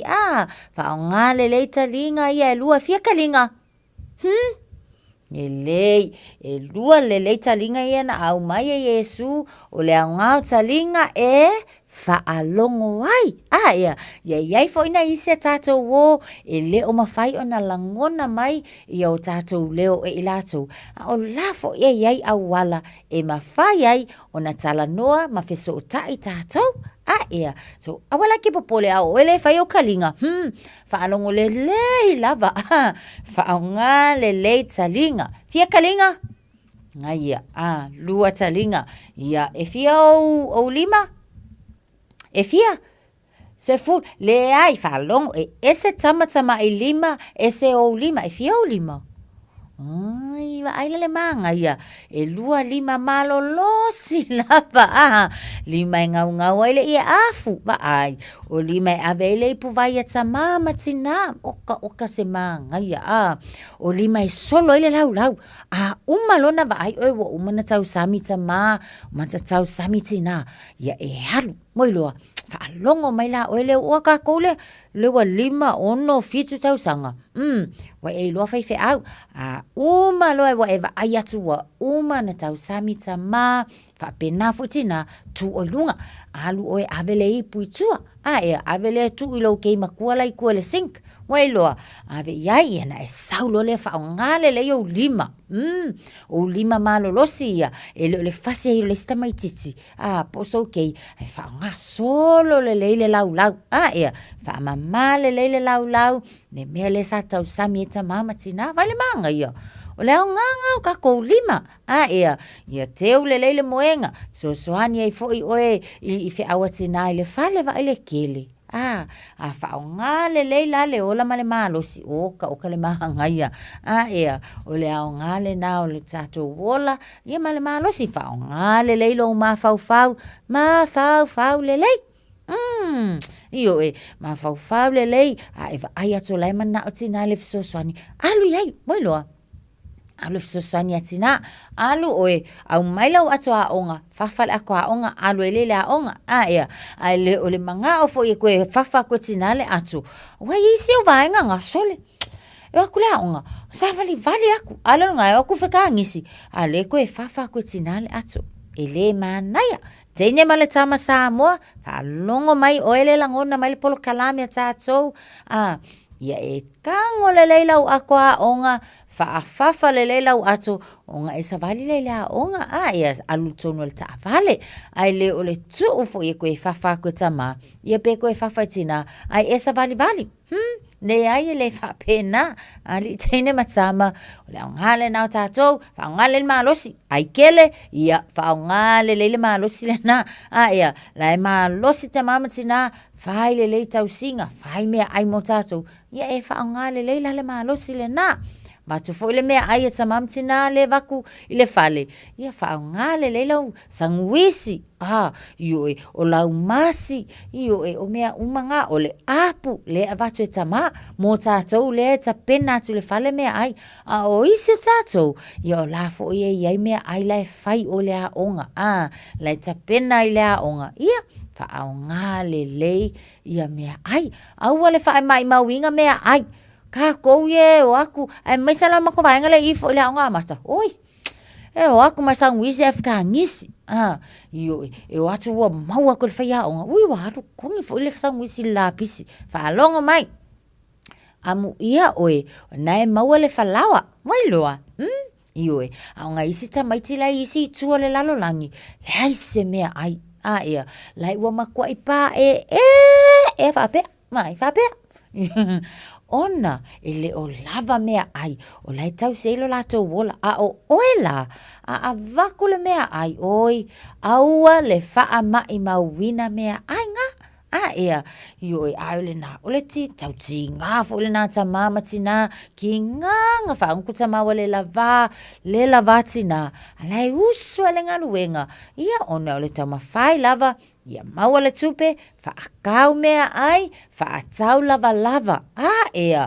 fa akau le ko kingi kaminge le malulu o kai ko kingi fo mai ia sa eni mai ai le asonga fua aso lua wa ai ui ma ngai fo ina to tingi fo fa solo kwa ai lo ko ki ai e ke mimika ku mo ko kingi e ko lo foi ko ki ai o ka sa fa ngoa au le fa mai mawina o tau tine matama alo lofa ya tama matina fai le fa ngai le tau ngo fie ya o le malosi fo le na o tama matina ia e fai fa le la vakule se e vai se ele se e vai o isi ngale o kwal fala nga kala se vai kia fa longo mai o le ngai la yo na fa malosia le fai le o se e vai e pui ai o vai i te e foi wala vea wa a peke wa ku fo ia e la vea le pito le lau papa ia peke ku fo i se mea ma ai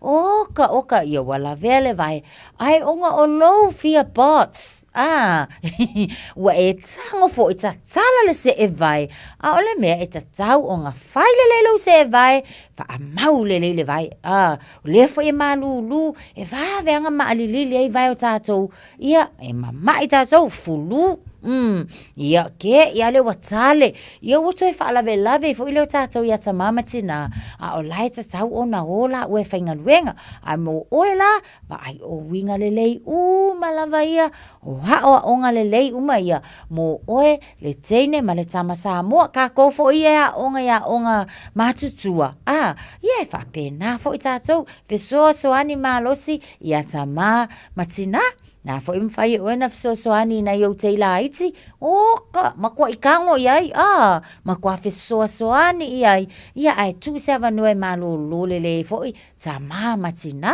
wa matu auto ya mai o ko au ni ka yo kope la au e fo ni te o te tinal tai au io e au le si tu le na tanto walo lo fai ata mama tina au le fa veve si o la ma fau ile tai au po ai fa venga fe ala o ko sa hungi o fia le onga ia tatou fau tuanga umana ma fa manatu na mo tatou e tatau lava o na ola ai tatou ma fa tai fa amasani ai mai le kaimile ngai ola kiki ia matutuane foi fai ngo fia le ngaluenga ta mama tina tatou tala no angala le na ile nei fo ia wauli te isi fo ia so i tatou toe fetau i tai a fo i tatou toe feilo ai fo i te ine matama Awa ne ingalo, faali la wa mi ole lei, ia ole ala le na e ofo tu ai o winga faalo alo, ia tama, matina, manu ia tele lava foi, ia le faawa wina ole aso le nei ia te utou le a onga o isi ta avale o isi la wele fale,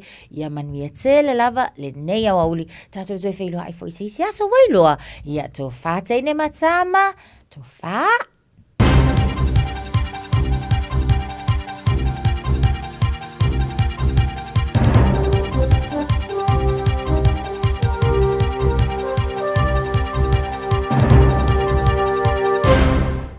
Mano le soifua tala falama o se whaapoponga o tala mai Australia. Wa whaina le whainga malo Australia ia na tangata whainga luenga i au unanga tau polkiki se si itanga o pito maualunga o tatongi e whaatanga whalatu la whono whaapopo iei maalauni mo whainga malanga ma livi mo mea whai whaleanga nuu ma tatongi whaapopo mo tangata whainga luenga e ma whaiona tau talangia nisi ngangana ese mai le whaapertania.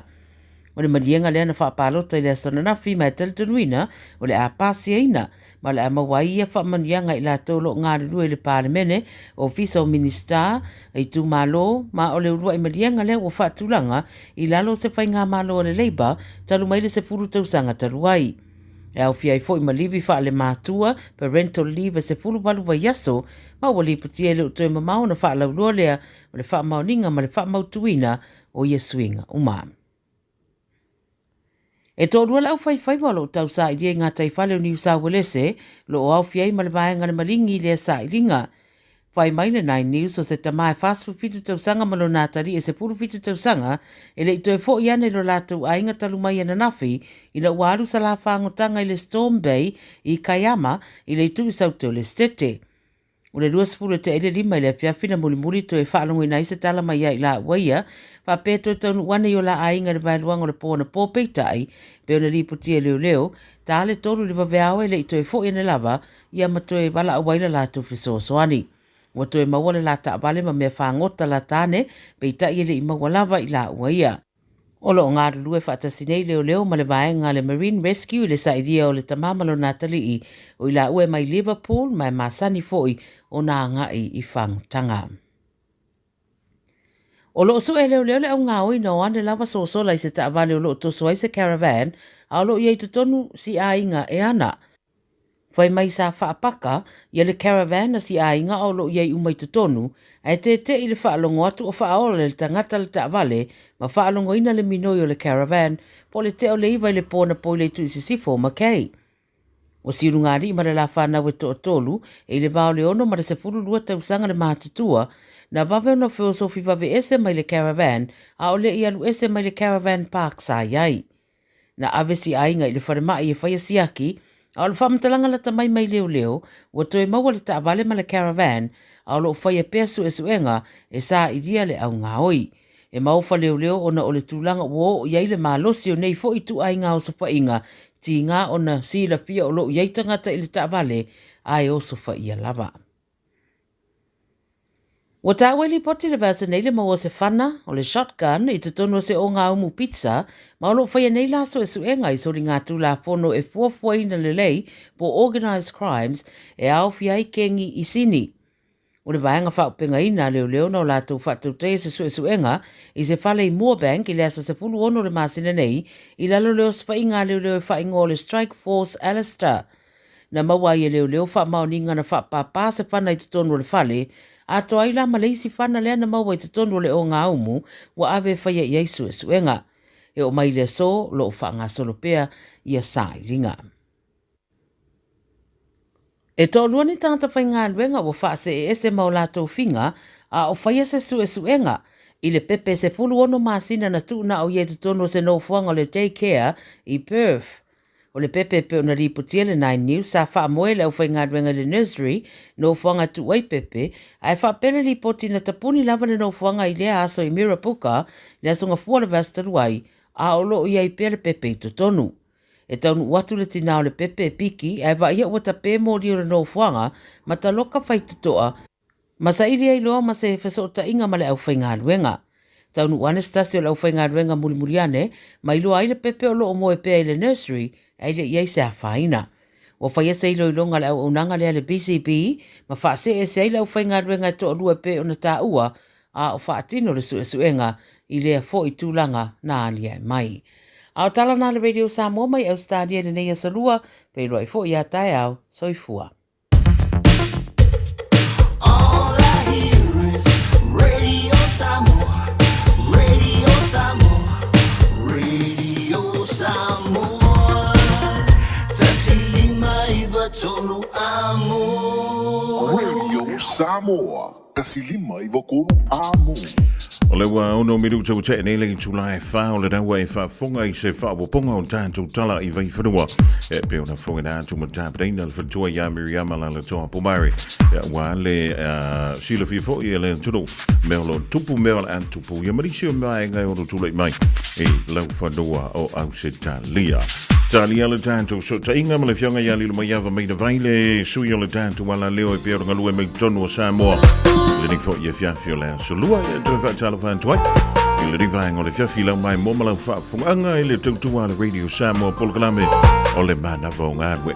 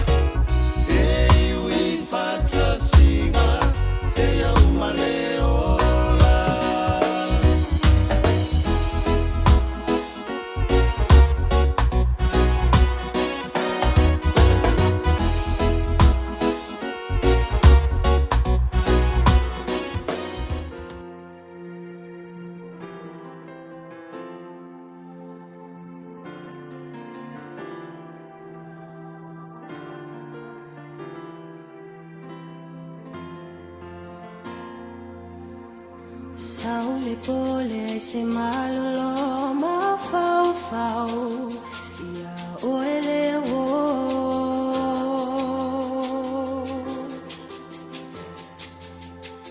le ai se isi na o au ma o umanatu wa e avelo fatu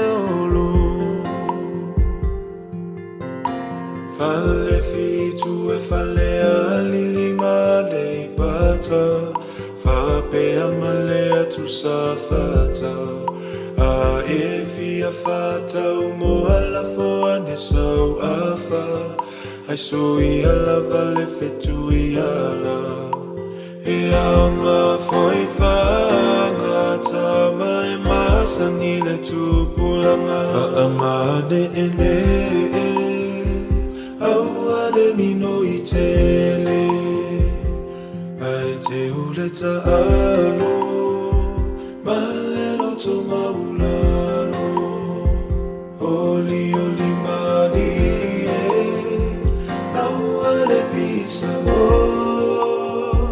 Patoa viviri Ole toa inga ua malo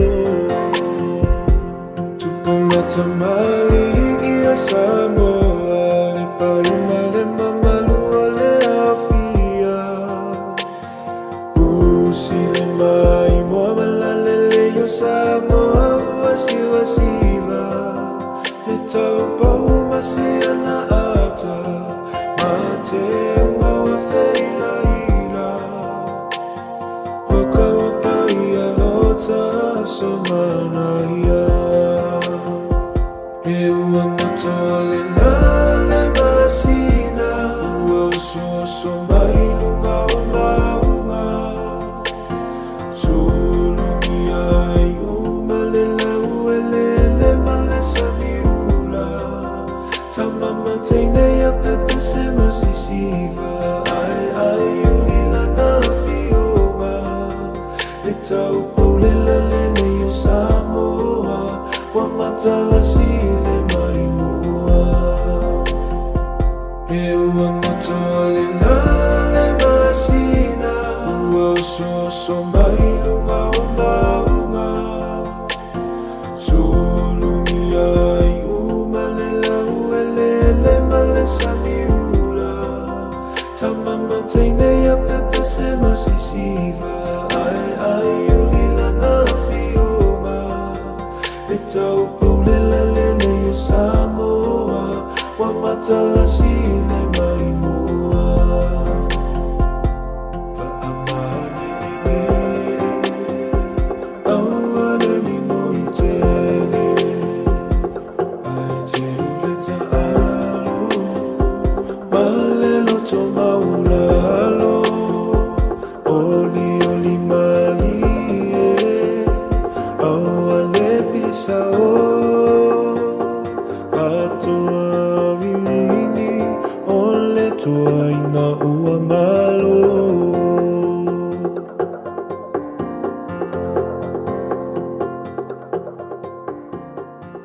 E silia ma le se lau fale oloa I Samoa e mawhai ona whaangai le talofa voucher mo whaatanga alu a inga. E le atua lava se 5 minute lafu antuai mai New Zealand, Australia, Amerika, mai si antunuu. Ai tau nuu I telefoni maolo e whaanga le talofa voucher e whai e le whaatau. E mawhai fui ona tungi atua le cash power wha pēle pili o le vai iso o se taimi. Angai loa le www.pacific40.com e lafu ai se talofa voucher mo lo a inga I Samoa. Mo nisi whaamtalanga wala umai le olua tasi o valu tolu tolu, lua lua lua tolu, po le info@pacific40.com.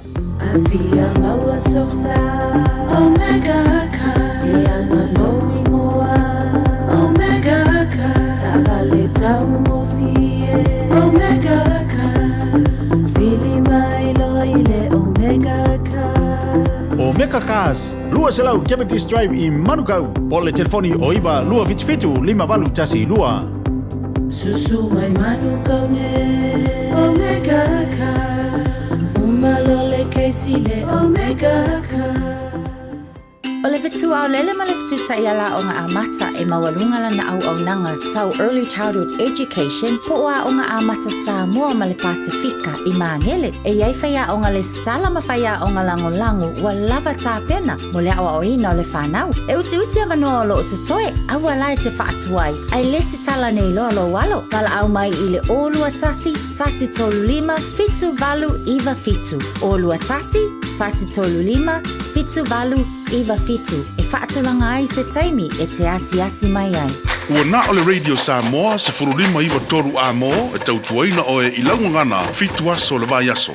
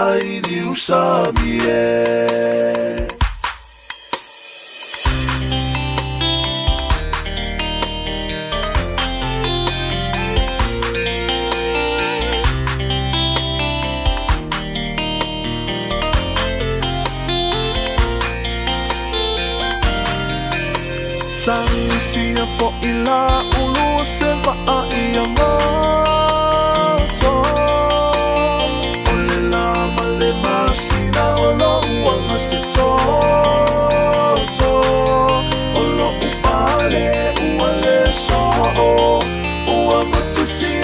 ufa asolo ele fanya so uloto ae aloita ile fa alomo auwewe tali soria ete fa alono olo ua lufa lenda bia ua elo tasilua tolu fale alofa aeliba ila utautama uala veaio umama mau utotonga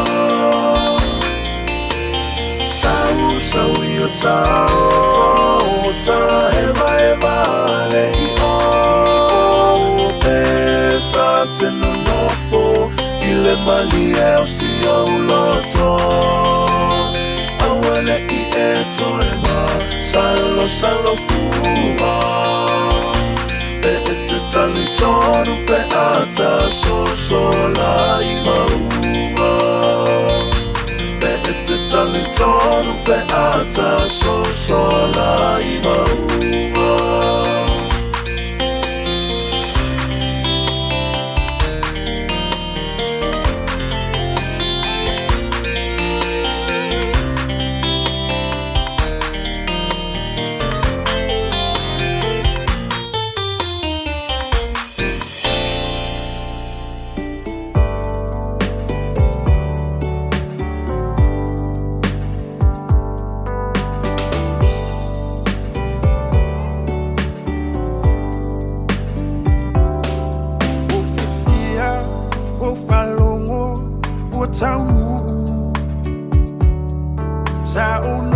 Fatali male ono sai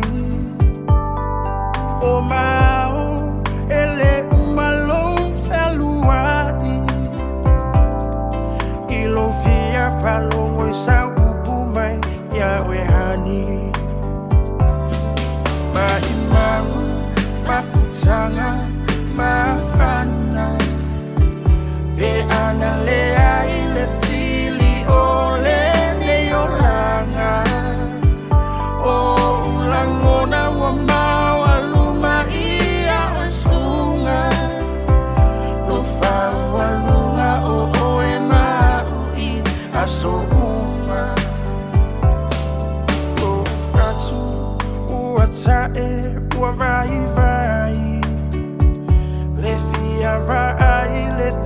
Bayatu ia ohani se upumalu he faile amao usulu ni moa molulu liu pulu weta musu se masalo wa emusu yata ita wataunu o upufa besi Taulemu lo ufatu ia ufainga Soy foia e malolo I lo ainga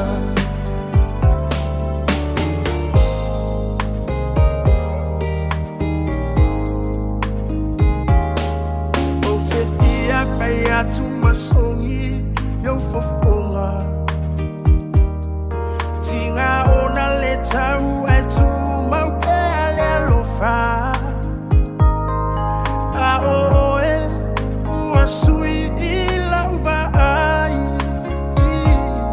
sina upu se tasi o te fie ai always crying time again you're gonna leave me I can see that far away I can tell by the way you hold me, darling, that it won't be long before it's crying time. Oh yeah, wali one leva yo sina, bele e apule oe ila feelinga. Atawia ina ia manu. Mafainga, I lay my faina Kalo atunai o folinga Te masalo wa e musu ya taita Wa taunu o upu fapesi tini usila Taulemu lo ufatu ia ufainga Torfo ya ue malolo i lo ainga Torfo ya ue malolo i lo ainga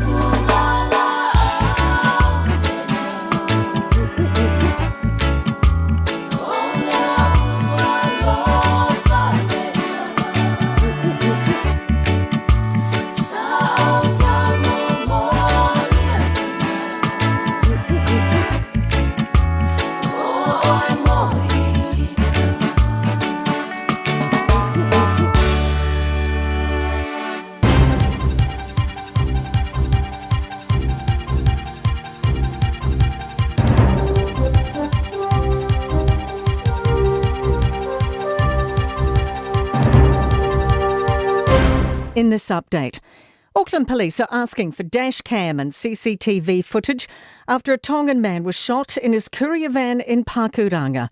Neighbours reported hearing several gunshots on Marvin Downs Avenue about 6:30 yesterday morning. The man found with gunshot wounds died at the scene. Police are still searching for people responsible. They're hoping to hear from anyone with footage travelling in Pakuranga Heights between 5:30 and 7:30 a.m. yesterday. The opposition leader is throwing support behind ramping up banking competition. The Commerce Commission has found Australian-owned banks are dominating the market and turning high profits at the cost of consumers. It recommends beefing up Kiwibank with capital, making it easier for smaller players to enter the market, and open sharing of financial data. Chris Hipkins says he's very interested in raising equity in Kiwibank. But a bottom line for us is making sure that it stays Kiwi-owned. It won't be a Kiwi bank if the overseas banks buy into it. Believe the Christchurch Cathedral will be rebuilt eventually. The reinstatement group's announced it's pausing work until it finds more funding, with the government this month turning off the tap. Project Chair Mark Stewart says the government needs to play a part but acknowledged constraints. People are suffering out there. It is a cost of living crisis. There is fiscal restraint and we have to be cognizant of that and understand that timing too. Joe Biden's reflected on his legacy and laid a case against Donald Trump in a rousing address. The president's speech ended the first day of the Democratic National Convention, where Kamala Harris will accept the presidential nomination. Biden says crime has fallen under his presidency and will continue to fall when a prosecutor is elected president ahead of a convicted felon. Biden says Harris will be a president the nation can be proud of. Selecting Kamala was the very first decision I made when I became our nominee. And it was the best decision I made my whole career. And that's news. In sport, Silver Ferns coach Dame Nolene Taurua has confirmed Grace Weke has the wider squad's blessing ahead of her Australian switch. The Mystics goal shoot will play for the New South Wales Swifts, next year, meaning she won't don the black dress in 2025 due to Netball New Zealand's eligibility rules. Taurua says Weke is intent on being a better netballer for the 2027 World Cup. Within camp, we sort of know how it rolls and everyone's supportive of each other and think she's been quite courageous about what she's decided and it's massive for her. Former Springbok Kevin Putt says the altitude in Johannesburg will be a rude awakening for a number of All Blacks who have never played in South Africa. The city is hosting the first of two looming rugby championship tests between the two teams. And that's sport. I'm Raylene Ramsey. Ua mawhai ona auina atu le tala o le tau I aso taitasi ona o le lango mai a le Pacific Finance Limited. Telefoni o Valselau fitu whawha lua lua fitu. Ia, taimi lunga wa tila wa 2 minutu wa tenele tula 5 na ufafonga tunmalu tanto tunu says foi fo poponga ia itala vai funua le ngana Britania fa pe fo itala intalonga os vai ngene reporti ia ole itala ole tau maile ofisa va aitau ia ine au kilani ole afia fimal pona nei fimal reporti ia ini sivanga ole a ia nei uanga a nei au ni sivanga ia manai timunga nei uanga ole tolu mai ile afia fimal le fimal pona nei e pasabile ngemele tu isante sifu se fulu fati ke really vele molunga le so ala malu le pona nei a valu tikiri ma ingotola ile toe valu minute e toe ona toe tanele tula ono la fia na nei Ola so tau la sululu pe au lia le no fatuno le tua ya telefone na wala so tau ya inicio temi ola ya inati munga ya ma na isvila ngemele tu so te sifu elangi lele afia tau se fululi mati kiri le vele monunga le so tau ma lu le po e ono ti kiri ma yo so la ile to 5 minute to tali tu la fitu ile vavea wa tau fa talo fa tu I ainga mawolo fa tasmi lunga tatu por clam le nei vanga le fiafi malo lava no sa I malo fo I nga lui ile nei fo ia so venga nes report to talo tau mai le office mai tau ina isa moa winga tau wa o se vile fo lolo fa solo ina malo losi ole ina malo losi ole toa oloa se vile mai so te sa sai olo vitie pesa moa ma e figla tunu ia o matimu ia inisio taimi fautonga sivili malolosi ia o fa leo nga ina nei mo pona nei tanto atunu e fitia se vanga le langi e o matimu pu inisio vanga ma fa tau sivili o toa loa inisio taimi nei sa mo le o tolu minutu petene le tula ono la fiafi le tolu minutu petene le tula lima la fiafi nei au tero so venga se reporti o tala tau mai lo fisa vai tau inei au kilani mana isamo.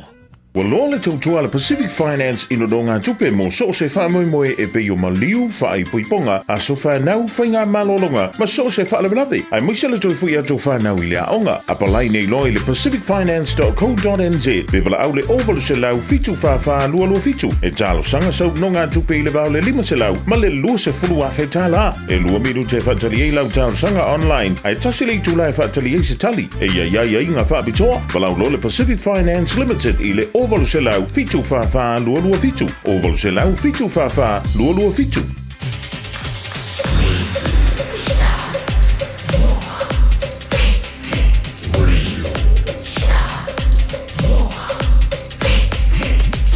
Tasi lima i watu, amo.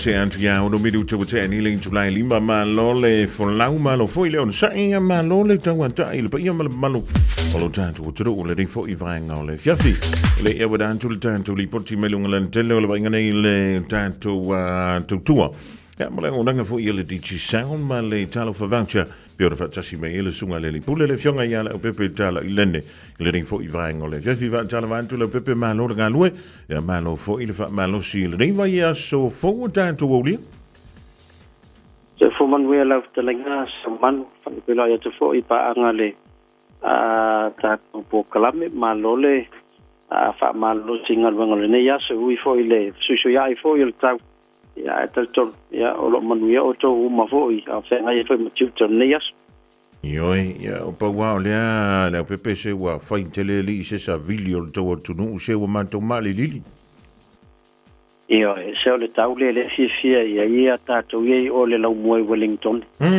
ma o le wa pe wa tau fanga solo mai lunga nei ya masalo ayo o vanga tonu ia foi le climate change le se me nei pa langi fa mai tatu se le ayo savilia le ia to fata ta o tele te ale fa mai tanto i sambo o tua o lo ya ale fa mai nei New Zealand e le ngantol sa wala malulu o le sa waila male la official next door foi le lanta i lo ta fa nuale o pe sa le ya me shala ta te we tele na tutu mo ta malawa ya uta fola au te tele vo ia io to mai ma wa te me fa ila la piscine si le lo fa tan se o la stona fa put pata ole le nga te to fa mo to mo to fa la so le au lunga vo ila le awala le me o le la piscina o sala lawa ya mana i fanua tu fu vo ile o tu ta to ma avea fanua na mala piscina le ai longa mo to pito no so le name ia ile fanua ya vanua ile mama atu mamato i mangile east ia ta wa ia wa ve ma pe se metia ia la pisi foi ona ile o tu se fale ma ia alu po te lo po le council po tanga te ona inal fanua wa follow faile pa foi le mo le temporary ale tu pa ia ia ele o tempela na savaliton ya no te vai atu lo lata ma vai na tu ai fa fo atongi sa o dunga la si va pa ya io lo no winga o tau tanga te na fanu ya ona fanya security camera vo ye pe fa tu la security card na wa ole matua mtau tia vo ye o anga tanga vo ile tatwhapea fo yo ia nei New Zealand ia la awa ye awa la mfai ona avela pisi ma me masan ia ai leo tu wai fo ia tama leo mai ata wai la pisi fanua la ia vano o isi taimi leo pepe fa pe anta tuna le po fa ia o isi ia paka makirkila ia ka vale ngai le muking king yo la ia po le au fo ia e fa ia le ndanga wenga fa le alo fa pena ia talo sia leon tangata sio tatu atnu tatu sa mo ia talo sia mo wai polisi o vaanga tatu tau si tatu ia tu la fonoma pa mama atu me lo tatu no foi ala le awal fala pis ele ia le mo mai ata to ia pa mai o ia ala mo meltonga mo melti ia ai le anga le sa ora ka ala pipi e lu mo le stika vo le sa mo ala po ala ia 685 le mo mai no martava ia ma lo le fa so le nei va ngole fia la ngo me ono tu pu tono tanto pito no tas le talo sia o le toi fia tanto le da me la pepe ia wa toi o seang ia va peni le veos fo ia wa tanto fia le tala foi le ia se ka po yaku ia po le se tau mo fainga fo ia lo maku manga ka me ki le sa ta ma le pepe ia e lo te maula sa ta ma ia a o le fo wa la tongo fo ia walo mai ela sa ta ma sa mo ia o no winga ia ti lo ta to ia nei po ani me faingo fia mo malofa ile tau tua ia le tato a Pacific 40 ia ia la o mana sa ta mai sa mo ia te lo te ia if you la fo le voucher wa po ta ia so ni fo nei ainga ia a fo ia le saunia tu le masina fo ia o tatou lai nei nisila ia o tatou teacher sao o le fato a mata tatou promotion fo i le vai aso tonu ale fai tatou a satama lo no winga la le mo se vano e manu malo le se i o tatou se i e umala satama e fato a mata tatou fa pito fo ia le la folta pa plus futa la pesiliatu ia pe fa nga folta tu click ex a fortselem ia e tolu ta fai longa tai lima se lau se i nei vai asta tasi se uman la ta penato le tato company ya tu sala pe umala sao tama ya man malor va ya solna ave se tu pe mato ina yo pa la va la na lo fa wa le ai sulu tu fai longa ta ya fe ta lima se la lo no winga ya fe lima se la va ya so ya selen o le fa nganga mo tatu se insila ya fa pena fo i a Australia nei vai nga taual na lo ta pena tatu ti chau ya mai la to fo lo sau ni e faisto tele la to lo blanga tu te wila ya me se fam na tu no le se la to sangol la kapisa mo ye wa te vai to au se mandu nai vai ala le la to te a fam na tu ina ye fa pena fo kala pua pia ya male la kapisa mo masalo le unia to sa mo le ta pena fo la to fam na tu no se la to sangol la kapi ai samo ya ila ni si olena fa so tai menia la tu sim card ya wa fo le ta nanga o malanga na ya fa na piki atu tato ofisa fa si no fo fa ngole fa tu no lo pando ina ya so so ni lo fa ngamlang malo ta ba tu fo ta su es fa lo le ta tu le langa ai na ta tu fa lo fa le ya le ya lo la tu ne la wo la telefoni fa ngo fi fo ta pen lo malang mali yo ya ole tulangana ya afai fo tonu isamo ya ole na la ve fa yo fa fa tonga ilunga ole tanto wafo tanto penga te fa langiele ngata le ndanga dichisa ya va pe fo ile Pacific 40 ya wa ilunga to fa le la ve tu ase si ofisa malo longa ile tulu au po ma o ale pe ol tato a una ngata lo fa va to se manu ya o lo alu fa solo ato ale au mal po ya ai o le mea fo e tat fia ila ya awa le wa telean fai online ya ola ya lua la to fata ya ala tatu te malo lo le tatu se va na po ya se me urgent lava ya fatwa bili mai ya ina ya inga na va mai nei ya la to fata fo ya wa me ai nei matu ya li pata ya la sa fa sino te ya tatu fa lo lua nei nai la to li pata o ye to mo tatu fa lo e nai sale au mua ia pena fo i lalman ia malepa ia na ia fa lo en fa na la fota lo fa voucher ia ai me seta tfalongo atu ia o se vata fitus fulu po se vata limas fulu tawa ni fata wese me ayato ina malo matua ole fiafi ia le nga tonu ala na tatu au nangal nei o me vave na o mia ia atilia yo no itua ia la wei falo lo en fayona nga I fo ia ia e fai ia la to fatau ia tatonu ai lava vai ngole tatu po kalame o tatu au nangana na mi sosoan ia faso tai mai le o tasi limono a tolu fafa ia se o manolo ye foi ia se a tam fanga vai foi al tatu company sila lo tapena mola so sufa o se tem ia la faiele tausala I le moto Samoa ia o lo tausanga tu ai nai ainga lo man ai faisala tu tausala ia awa foi le fai loina o tua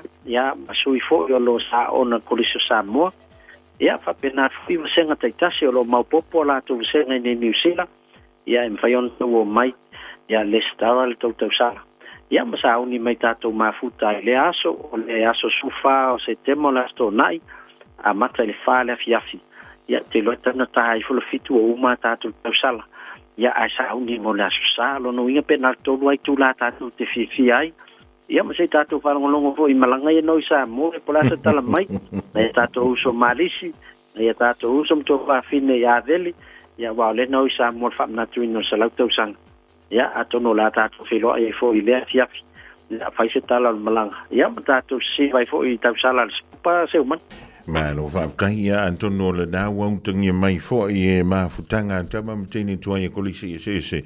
Ia ole tono New Zealand ole mena mana I tanto I nei ia le pepe. Ia ole whelango lango ma. Umana whaiwha moe o avele. Ia anga ia jeisi wha la proputonga wha pe fo I malisi. Ia o sanganto Maria. Ia antoa I maletele o nisi o kolisi. Ya, o tama matene tua. Ia pe ona lango ina fa me mautelo. Ya ole ale stela anto I fo I male tausala le sunga ya Rosie le afiaf.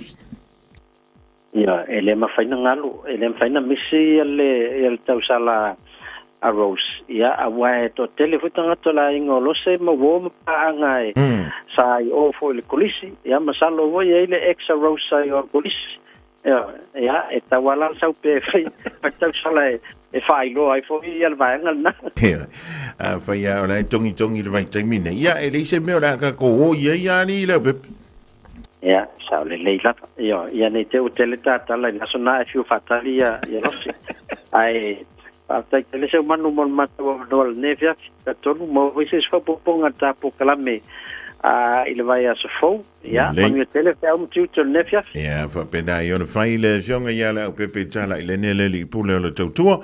Male au nanga na le DJ sound wala au ye monisi fa talanga ele ngantai fa to sound I bai ya me se fu le to mala nanga na le tanto pepe tala lo to tongi so se to o lang ya ai fa ye fa tonga ainga I fa lo ai sa mo I polu se vai ya anto ai fa no ma poli o lu tasi limono tolu fa fan numero le telefoni o lu tasi limono tolu fa fan numero o le telefoni Tasilima Ivatolu Amo Radio Samoa. US Banginis report you all tele la wala little radio Samoa Fululima Ivatolu Amo Peana Masani ain't to Amant to the State Highway 1 near Lomalang Mene Saute so to Ima 2 North Shore. Ya limas fulma le 2 minute le umilo feng malanga. Lo dumalanga mai ma tu nei Saute State Highway 1 level nei.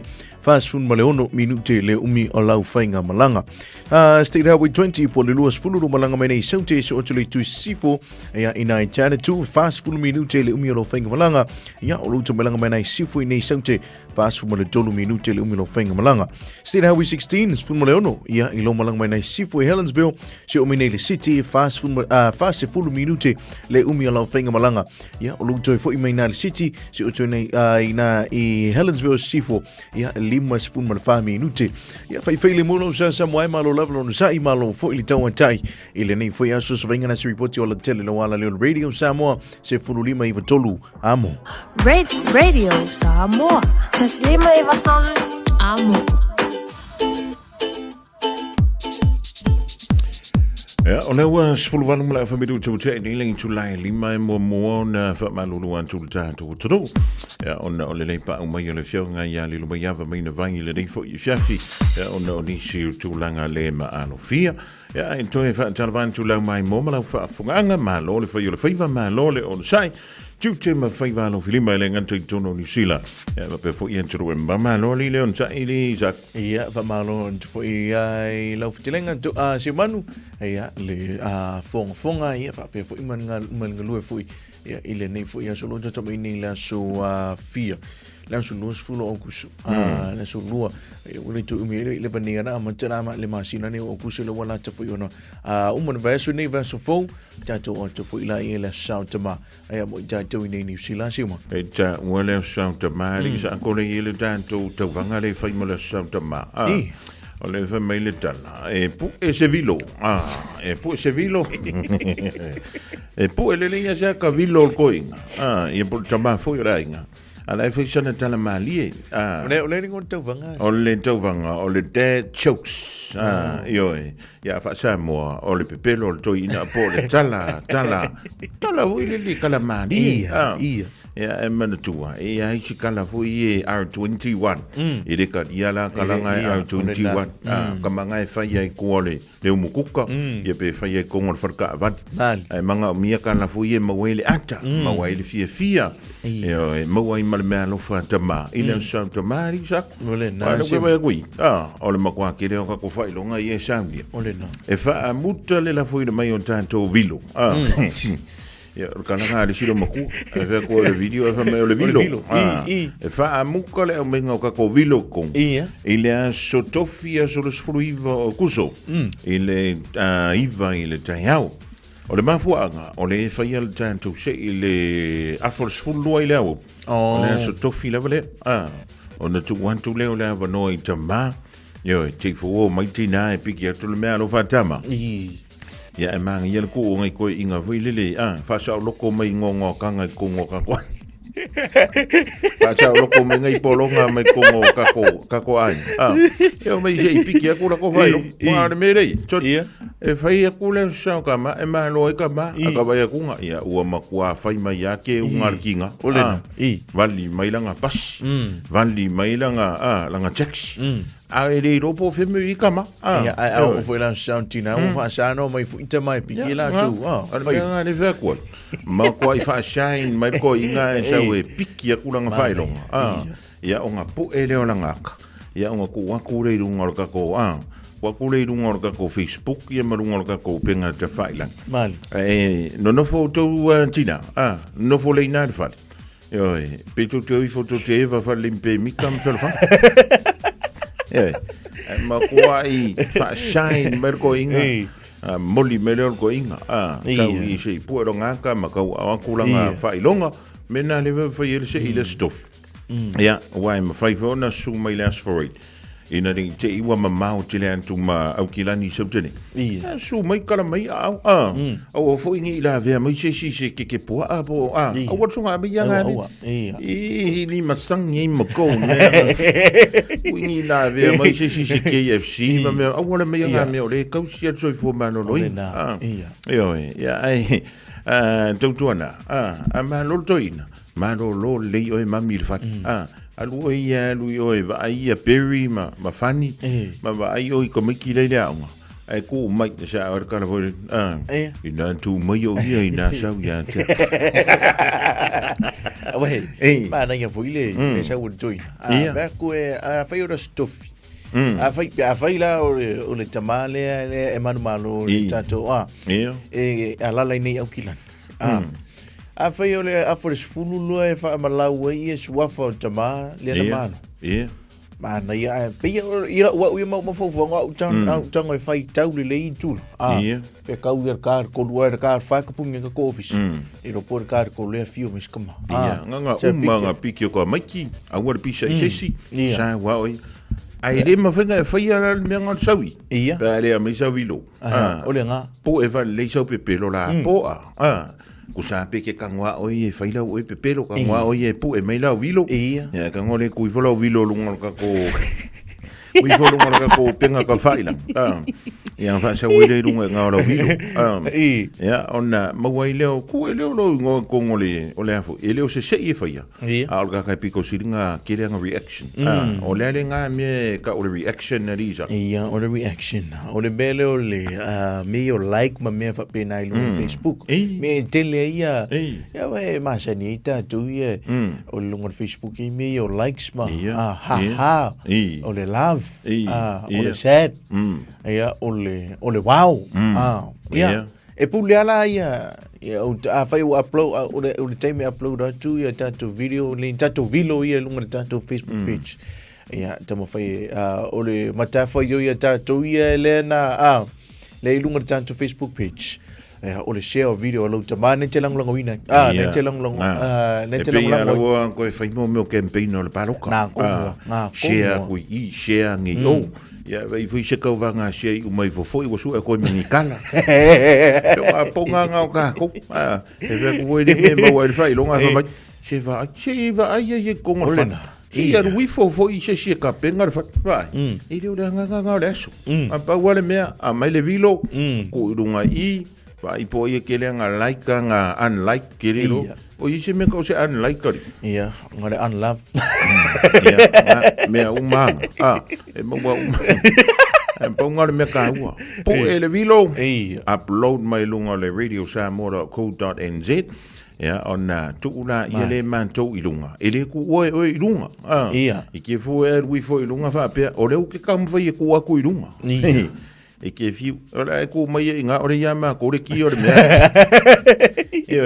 e ke fi we ka ku ang ilunga nga ele o ya o re ki mar ka ka ore me la fo mai ya ona upload ile pe tu ilunga ile tanto o fenga luenga le Radio Samoa ya ona fai lo camping share ku i share ngi o ai foi uma i fo ngi mea ai so e foi mangi kala ya pe foi se TikTok se va i le manco i pura lo que va ai ko i lunga po nga ka ko e vai ko le mo i fia ai ko e mau ai maga qual é essa ai lo nga fa ma e lo o fura ale o fu melon ko vai lá olé si so ia saka o mele sata mama le vilo o me wa ve yo aqui o sei mele sata mama mo le na música mo le mana vonga wenga manga se singa ile ni vai ngole fia le Radio Samoa tasi lima i betonu amo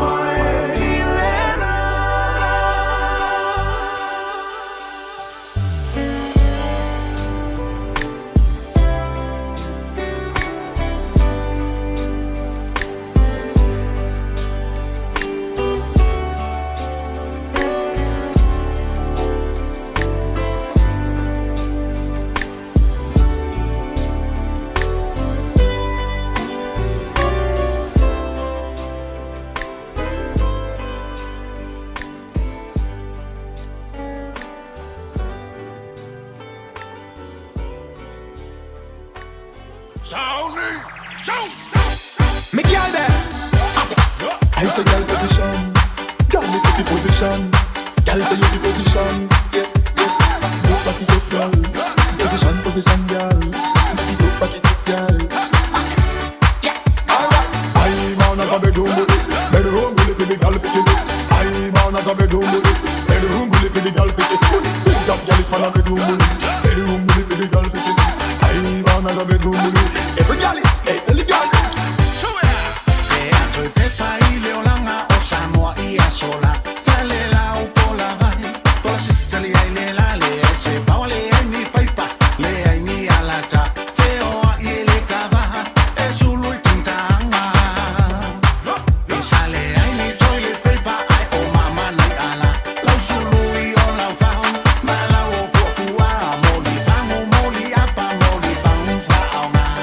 Tasi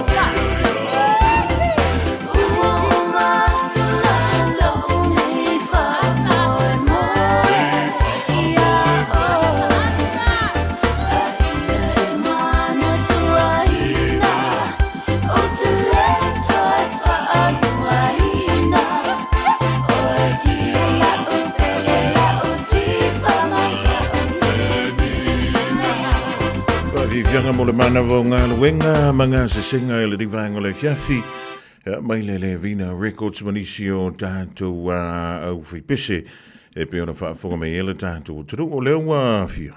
Sfullo minu tolo toi, ona tā leo leng tulai ono, tā leo ono. Tā leo ono whaafonga tu, le malu tātou tunu i ses whi whapoponga. Ia, i tala e vai whanua le ngana Peritania, le ngana te le amata fo ima le tātou pola kalame na fiafi, ia pēna masani a ilo, le tautua la wala leo Radio Samoa se furu lima i watolu amo.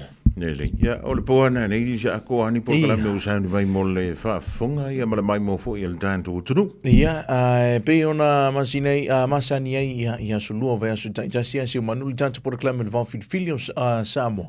Ai o nā neo le tātou maus, tātou maftanga ma le tō whae lo fpo, ai o le susunga le tumama toa ia vai pua, ai o le whitilenga ia tui pēa, ia whapea fo ima le tō whae a siau, ia lunga le tātou pora klame le wau whirifili, ia o i hei fo ini esi o tātou sa whapea nāna whaafisili ma le vea sole ma vai atu nei, ia o lo i hei pēa tātou fisili nā i lunga le tātou pora klame, o le tali atu tātou fisili nā tātou pora klame nā nei Samoa Lele, o longo winga la le ua makua lele ia iana ma lau fa Samoa il por kalame. Le, fiorolo. Koiki.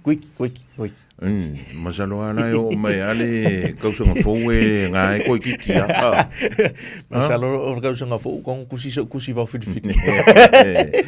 Kusi fa. Kusi vo lele ka ke ma vai.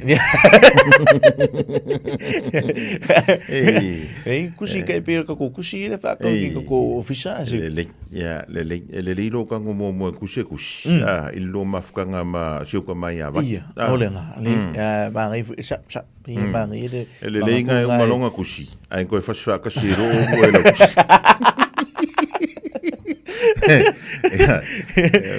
umalo lo san fa ile fo le la lo le la sengi mo ka fa ka ngal fa sa ko lenga ka ngale o kwa makapingi o mau e la ko ai le ise mana mana tuna avatuna mana tuna e lunga mako po nga ve ngale fu e fa ko maka ko ngale mako kala le finga ko sanga kusi le ro kusi fai mal print out ko sala fa pe o le la nga so ka we sengi fa ai lero alfa solo ngale lua o la inga mai ya so mai e lisa ya so mai e li vai o leva que nga mako fie pa ili mai ya o fa kai wa mau la ngo lua kus ya ese yo mo se makfa fu ya o o ke ifa fu voa ka le ifa ka kusile ma ya ngai avele nga kus ya e ko se o manko avela ia le fa nga le fa le voide fa ma fanga ko ngolu fa ya le manga ya ka ko por kala mena le poana ni ora porque ya o le tal valu se ya le tulita mai le por kala mena il poana nei ya wa fo ia le vau filfili ya pe ona masini ya manga ya le lo ku foi le por kala merisa ya la wa fai kaula ku si o le vau filfili ya por la ku si fo songa le ngai e fa un mai nani o ngona me yo manacho ya mo sa ufisili vol por kala mel po anani ya e moni la va se manua Samoa ya e moni la ma e mana ya le lo fong malo ma fu me lintio a fa unite fear mai moa ma e fa tasi me le tanto por kala mi lo ava no le tanto Facebook live le tanto YouTube live e fa mana to pela tanto YouTube channel fo le Radio Samoa live e fa pe fo inunga le Facebook e ma fa one fa tasi mai mo mai ele tanto por kala mi va fil le tanto valu pona nei te milunga wanti o le wanto e valu minute tali tu la e uno o iai avanoa e le ai se tutongi, mo so e su enga o le kāne sa o le tau whale. Mo i lātou ua ono sifuru i le fitu wha tau sanga o le soifua. E ta ilua tau sanga ma la fo atu i lau pusa meli le pusa. O lo o iai vaenga e whaatino ai le nei siaki. E whai ngō fie le siaki. Ma e te whai ala vai oi i lo mauta. O le nei siaki. E ma whai ona vawe i loa ai le kāne sa o le tau whale. Ao e le ia afia i ona aunga. A ma waloa lau pusa e whai ai lau siaki. Whai loa. E ono la vea i ailo soifua. Mo nisi fautuanga, tala noa atu i lau fo mai. A fio mai i le Lotus Foreign Exchange. Mātou te ofoina tuni taulele mo le lafoina o tupe i Samoa. Toi le ai se tau e fesuia ai au tupe mai isi atu nuu. Asiasiane i le mātou la po le www.lotusfx.com. Le Lotus Foreign Exchange. Laupa anga whaatuatuaina mo tupe lafo ma le fesuia ina o tupe mai fafo. Beta Drive Doctors i le taulanga whaatau i mangele, whaapea manrua. Mo le vainga o so ngase pe amana o mia. E whaatino e fo i matuipui o le whana witi, o tuipui le COVID-19 mo i lātou e sfuluan tausanga malunga atu. Whaapea matuipui o le flu. Pala au telefoni, 255-25 mo sa uvanoe whaatino ai nei au nanga. O fisa whamai i mangele i taftafane o le McDonald. A Manrewa i taftafane o le Whaletusi po le Public Library. Beta Drive Doctors Clinics. Ua mawhai o na aura tula polo kalame le leimo o ia so taitasi o na o le langolango malosi le whale maliu a se alo le atunuu o ese tātupu Funeral Directors i Manukau City. Pakalame leimo o e talo whalava. Le tasi ni nei o whiri matau tia o lo o vea ma whaalavilavi tangata o lo toi fia fo i awa onga. O le tō o tina matama e toi fia fo i atu i awa onga. E alu le onga nofo. A fsili atu e whapea. Ia ua le fifia ai, o ai ua le fifia, o iai wha lave lave, o iai wha le tonu o ainga. Ona ua le ngata leo wha pēr, ua tele le taimi e wha alu ia o ngā aile o maua maise mea. Masalo ona ua le aile tina e whaia le mea ai ar tō ina, pē ua le ai whali tō ina e whaia le tia lo matua i leisi taimi. Ai ar tō tia leo tina, wha pēr mai. E pei ua tere i loa po o le fifia erto ina e no sau pei a o pei a te wo poto. E re tau mate. O lo wha pena fo inisi. A ta wale ai se lango wa ai se wha amalo si au atu. Ina ia tau mwhai. Ina ia manuia se tau mwhai ngā iai. O langona wha penei. O tasi lea whili me tau tia. O lo o wha atama ia ai. Le to te leo tangata tono ai ai mai se tangata o loo mua iai le tau fia tau mawhai e toe whaale leia le a onga pe whaale leia le lo manai pe whaale leia lo na siu manga ma leo langa o le tangata o nisi ua whai tio ia po o ana onga a toe o e a onga ua toe titi tu ule pūsa i tu laula whaafoanga o leo moni a whai o loo e te e maulongia ma whaavai vai i se tangata o lo tau mwhai e toi a onga. O le nā. O lo tau tala mai sa tani i lau whafonga. O le anga sala i lumo le tua le tangata. E tau tala i upu whai ma le wha vai loto. O tangata e to e sa fulu ma le lua na awina atu e mata i le lau whanua kanana. Na whai mai le to e sa fulu ma toi fo mai. E wha pēna au mai e nei tangata li poti le anga. E wha pēna. O lo no nofo tangata sau ai kanana. E le mawhaia Israelu ona nofo ia kanana. Ai peitai.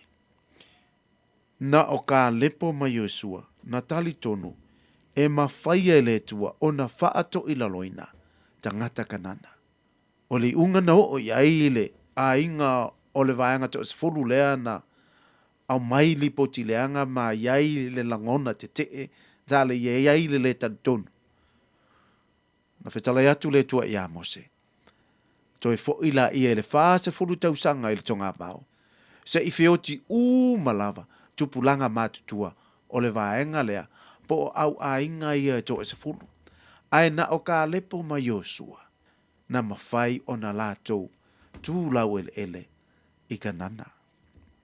O le to e se furu lea. Na le i whaalongo. I whautuanga, tātou whaalongo, tātou whaafonga i upo ka lepo. A whaia iai le whina ngalo le tua, e ma whaia le tua, o na whoa i mai, ka nana mo i tātou. A whaia whina ngalo lofa mai ova i ate i tātou, na te whaa o tia lava i tātou le nānu, ma whoa i mai i tātou, o le nuu lava, ua tawhi ai, le sua susu ma le meli. O le unga, na toe whaata milo. O e na whai tio, ma e na loto vai, ma e na whaalongo i li poti a tangata loto vai. ia na feoti. Na maliliu uma i le tonga bao, ai na o lātou whanau na. Na lātou tūlau ele mawhao ngā ina kanana. Tātou wa ai. I le lei. O le tangata e loto whaavai i tangata. E le loto whaamalosi. E le whaamalosi a watu i tangata. O le nei. I le nei lavaso. A whai o oio i tangata whaitio. A whai o oio i tangata le tatonu. A whai o oio i tangata te e atu. I le whaamauni o le tua. Ia e taritonu le taimi nei. Ia a vea oe matangata whaamalosi a watu e pei o ka lepo mai o sua. A wā o loo iai le kanana. O loo iai le whanua. O loo iai le manuia. O loo fia ave ai oe le tua. O lea ia tātou whai tete. Ia awane a vea i tātou. Matangata tātou te e atu. Pe tātou te tau fia le manuia o le tua. O loo ta lio Jesu e a vea mau whaola. E te mau ai le nganga o le tua. E te mau ai le ola. Ma ia e mau ai le whaamalo si au atu. Wa manatua, e le lei mo oe. O le ese tatu pu funeral directors o se fale maliu Samoa o le tali foilea o taimi whengata o na o le malanga al maliu maleoti e mawhaifoi o na latu awinatu ma awina mai tino maliu o e pele mai so o se atu nua lalolangi wala auno le ese tatu pu funeral directors i le lua no lua tolu fitu lua no lua tolu fitu pea fiuane i le se fulu malebalu Norman Spencer Drive in Manuka City. O le antulanga ka whaaftai le sunga whaafenga ia pasta soli alo longa mo le tātou polukala me le nei fo ia solua ia mau aise nganga o le a wha o le tia i musunga wha le nganga i pi o na tābreina le nei fo i vaenga o le fiafi ia mau a taulunga anto i nama le tautu mo i sa moa i le nei ia solua ia a whewa i isa ngana o le tautamani i le tātou mawhtanga matua anto ia te omalo titi whaitama teitei anto le tua Long tau soi fua malaman tu lai las fua tau toi fi loi I longa pe mangalunga le e ya le ola tu ma futai mai sa ko ile ringi fiafi se yo le Charles fulurua I le o yo le se fu ya o le fulu lo o le volo o ma fai lo talo se fulu tayo ya fa tailo se mo tau tua e fa pe fo ima le tatu mafutanga le ni aso tatu to filo ila so tao e ma ye pelanga le tua I lo so fu le fiafi a wona ngalo fala au e ma tel le fiafi se wa lo ma ia fala au ya va ya ku ya ma wi le fiafi sa mo alo fantu se so fu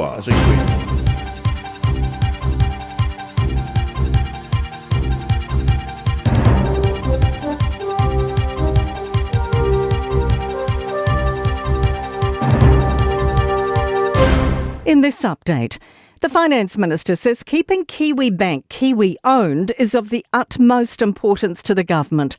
The Commerce Commission made recommendations today, including the government bolster the state-owned bank so it was better equipped to take on the Australian banks. Nicola Willis says she's asked Treasury to give her options to get the bank more money with ownership front of mind. I think Kiwi Bank needs to remain New Zealand's bank. And exactly how that's defined is one of the questions that's to be discussed during this process. Winstone Pulp International is proposing to indefinitely cease its Central North Island mill operations, making more than 200 people redundant. Azaria Howell reports. This month it shuttered its Kariori pulp mill and Tangiwai sawmill for 2 weeks. It's now beginning consultation on permanently closing both, primarily because of high electricity costs. Unions and the Ruapehu District Council are urging the government to provide a lifeline to the business and its workers. There are fears the closure will have wider shockwaves on the district's economy. The Garden City's landmark stays broken. The rebuild of Christchurch Cathedral is indefinitely paused. The government's declined to spend more money and the project's $85 million short. Christchurch Central MP Duncan Webb asked the government for bridging assistance and says today's announcement is disappointing. It's a sad day after all the work that was put into getting something happening on that site, that this far on we've come to grinding halt. Police are asking for information on a man from Auckland's Pakuranga, Vinnie Stephen Mahone, relating to the death of gang member Charles Pongi last year. Mahoney has recently been charged with murdering him at a planned gang brawl in Point England last August. 4 other men already face the same charge. Arrest warrants have been issued for 20-year-old Mahoney, and he should not be approached. That's news. In sport, Dame Nolene Taurua says the ball's in Netball New Zealand's court over the future of Silver Ferns eligibility. Gold shoot Grace Weke won't be wearing the black dress next year after confirming a move to Australian Super Netball side the New South Wales Swifts.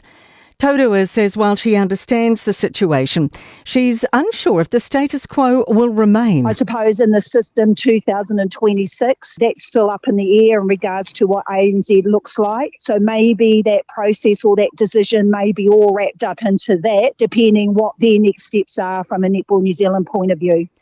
Injured Phoenix footballer Marissa Vandermeer has lost her contract with the A-League club, but will get a new one if she can prove her fitness by next September. And that's sport. I'm Raylene Ramsey. Radio Samoa.